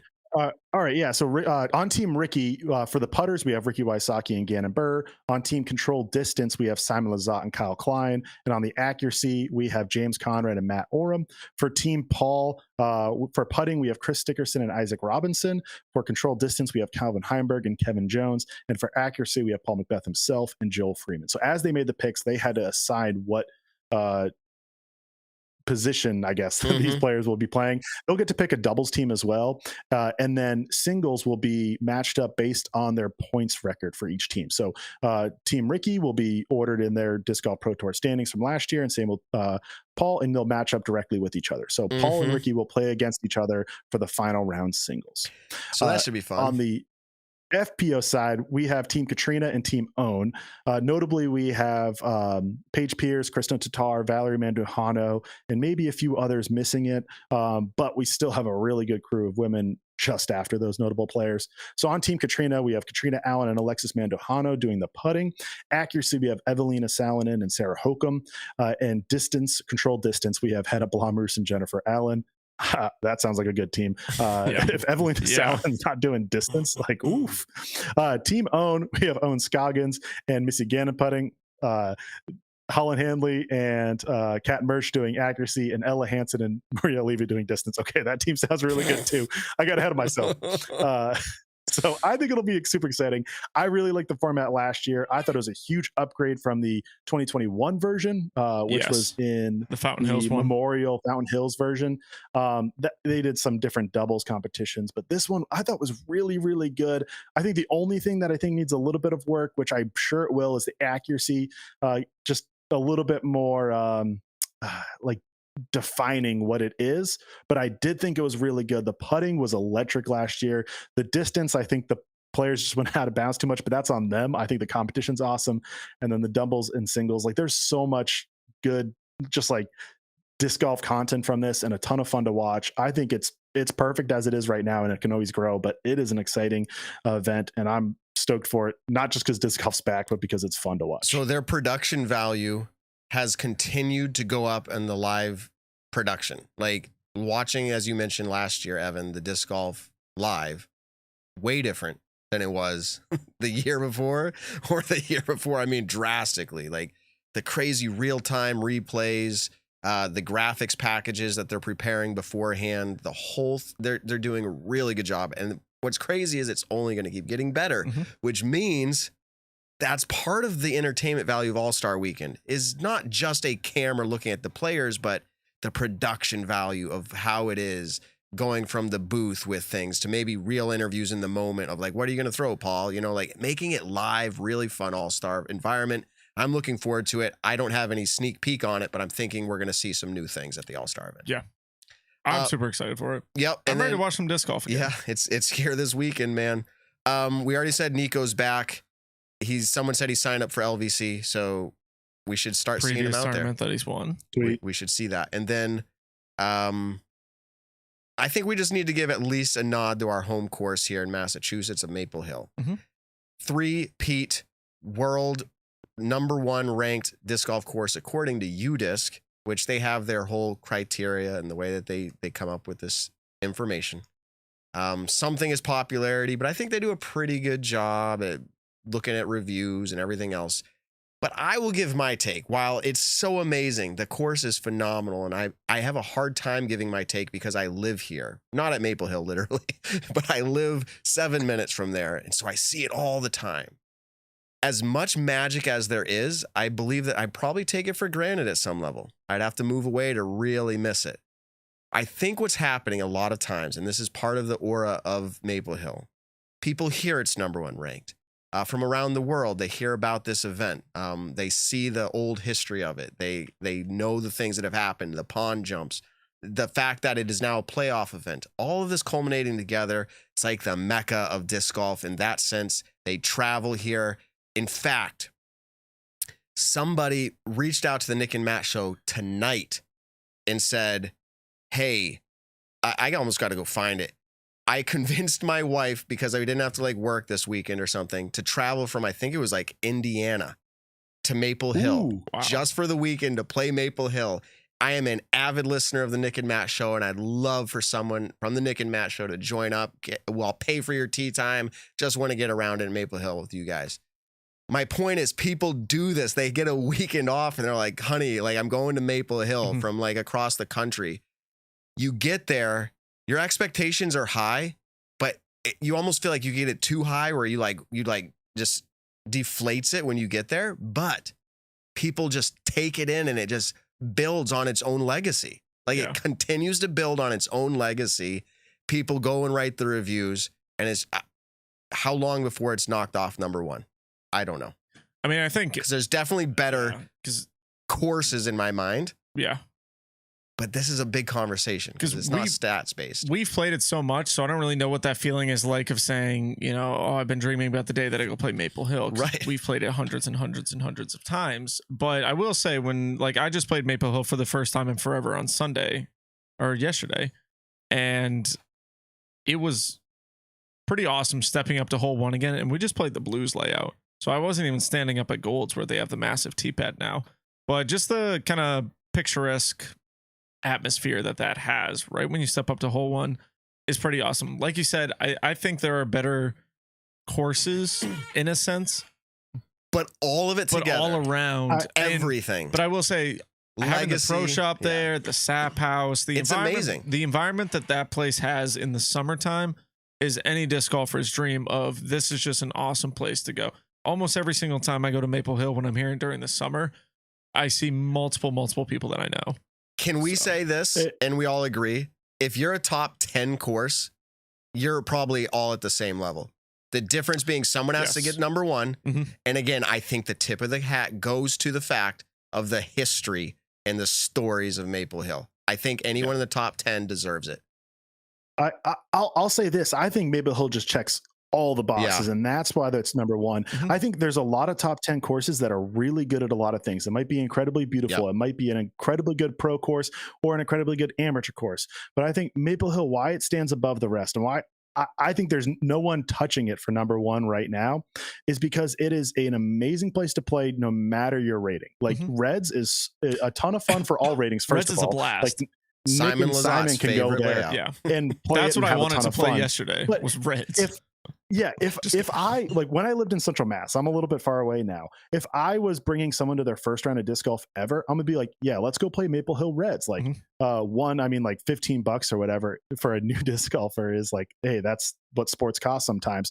But it's such a friendly layout to people who are playing for the first time, but it's also incredibly beautiful. It's well maintained. You go to a lot of courses and their short tees are just junk. But then you also have the ability to move up. You can go from red to white to blue to diamond to gold, and then all the other layouts in between.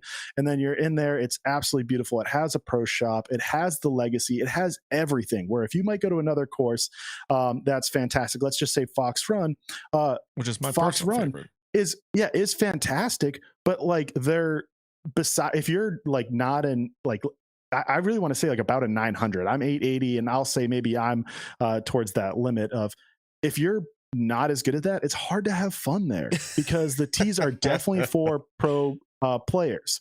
Like, you still have fun there. I'm sorry. Let's go back. Smuggler's Notch is fantastic. I absolutely love it. That was harsh, but for a top 10 course, that's where I'm trying to be. They do have shorter tees, but to this point, because we're at time, but not like Maple Hill. No, but yes, let's wrap it up. So here, Fenway Park. If I say Fenway Park, is that the nicest stadium out there?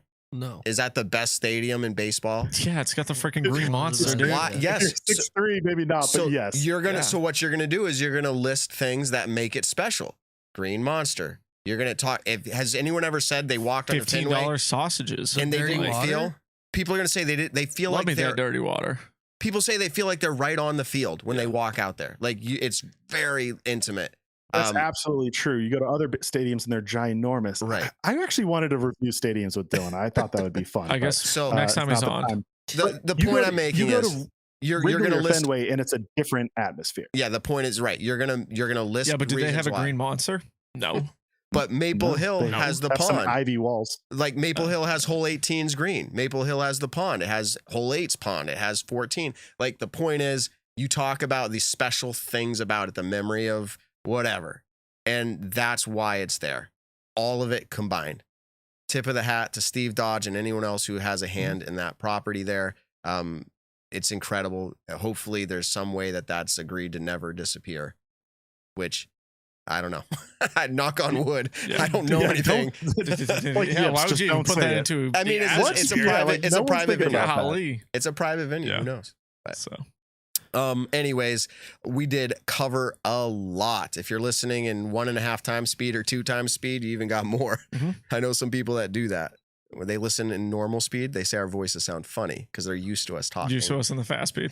Yeah. We'll have to start. Yeah. Tomorrow is Valentine's Day. Yep. What? So take your significant other disc golfing. I'm sure that's what they want to do. Tell them the Nick and Matt show said that's the date of all dates. If that's what you do. Oh boy. I forgot. I forgot. Hey, everybody drop a comment for intern Ben. What should he do for his significant other tomorrow? I already got her a gift, but I did not realize it was tomorrow. A walk around Ben's tackle shack. Yeah. Hey, do you want to shout out? We're getting closer. Yeah. We're about a month away from you know something what we're big. talking about. The Northeast Disc Golf Expo is coming up in a month, March 18th and 19th, 2023. List the big hitters. Like all the big Okay, big hitters are obviously Maple Hill, Disc Golf 978, Discmania, Thought Space, MVP, Smuggler's Notch, Circle One Disc. Overthird Disc Golf is going to be giving free form reviews. Robbie C Disc Golf is going to be there. Jesse from Trash Panda is going to be there, and a bunch of other local vendors. Nick and Matt show, Stat Mando. Oh, yeah, you guys. I keep forgetting you guys. That's because you're sitting with us. Exactly. I get it. But I just got these hats in today. Available exclusively at the Northeast Disc Golf Expo. It's going to be a weekend-long party, so anyone who can show up should. It cost how much at the door? $12 to get in. Come on, that's nothing. Order from Disc Golf 978 or Marshall Street. It's $10 to get in because they ship you a coupon with your order. There you go. Man, there's going to be giveaways. It's going to be a blast. I'm thinking I might try to figure out how to set up a Nick and Matt show experience. Maybe bring in the green screen, or we'll do some live interviews or something. I don't know. Oh, that'd be sick. We'll see. Yeah. That First sounds cool. Disc Golf Convention. Pretty cool, man. Yep. Good job. It's coming together. Come together. I mean, when 20 people roll through the door and that's it, we'll all have a good party. Dude, I will cry.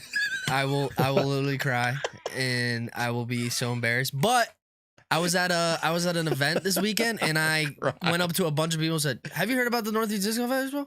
They're like, "Yeah, I have." You're like, "Oh, sweet. I don't know who's doing that thing, but it sounds cool." And yeah, so it's awesome. It's getting out there. The name's out there. So show up.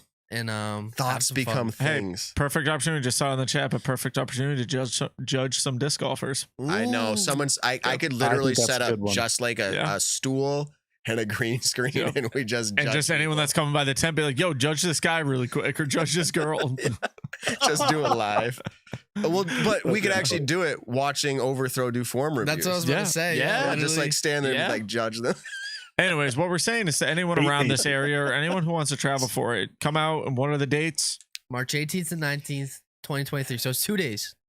It's a weekend too. 18th and 19th. That is a Saturday and a Sunday. Come out for the Northeast Disc Golf Expo. Holy Where? cow. At the Boxborough Regency in Boxborough, Mass. It's right in Central Mass. March 18th. Boxborough with a B. Boxborough with a B. Not B as in boy. Play. I am going to be busy. I just realized I'm going to be in Michigan for the week. Fly home, go to this for the weekend. Okay, good. And then the next day, fly out to go to like West Green Bay or something. Nice. Like for 3 weeks.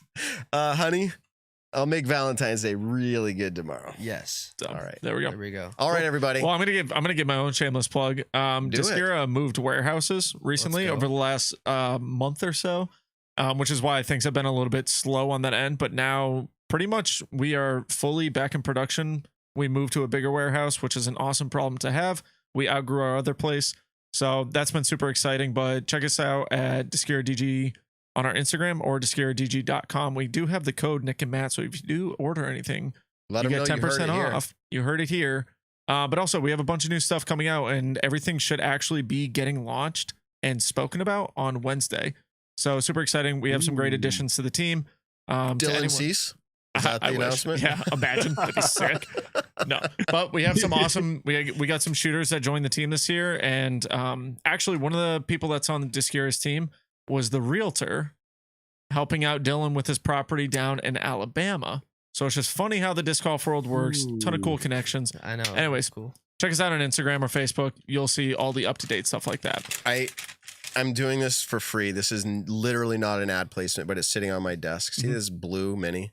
This is the winter blend. Can I see what it smells like? Yeah, and we got to close out. You can close this out. But we are going to close out while he nasty. is doing that. Nasty Can we get the little good. piano music on like a low-key volume? Let's Should we do that? Let's do this. So everybody, thank you for tuning in on this wonderful Monday night. We had an awesome show talking about Gannon Buhr leaving Prodigy Disc, potentially going to Discmania, the trilogy. We don't really know yet. Dylan Cease jumped on the show for a little bit, hung out with us, talked about everything with Cactus Rocks, and then also a ton of stuff about the MLB. And apparently he's a World War II fanatic when it comes to the history of it. So thank you everybody for tuning in. Don't forget to like, comment, subscribe on the video. Check us out on all your favorite podcast platforms. Tell someone you love them this week. We'll catch you in the next one. That's right. Ben, you're awesome. Nick, tell someone you love them. It's Valentine's Day. It is Valentine's Day tomorrow. Evan, you're awesome. Thanks, Dylan, for coming on. Big shows lined up. See what happens with Gannon. Peace out, everybody. Peace. The Nick and Matt Show, a disc golf podcast designed for you, the disc golfer. Find the Nick and Matt Show on your favorite podcast platforms or join the conversation live on YouTube.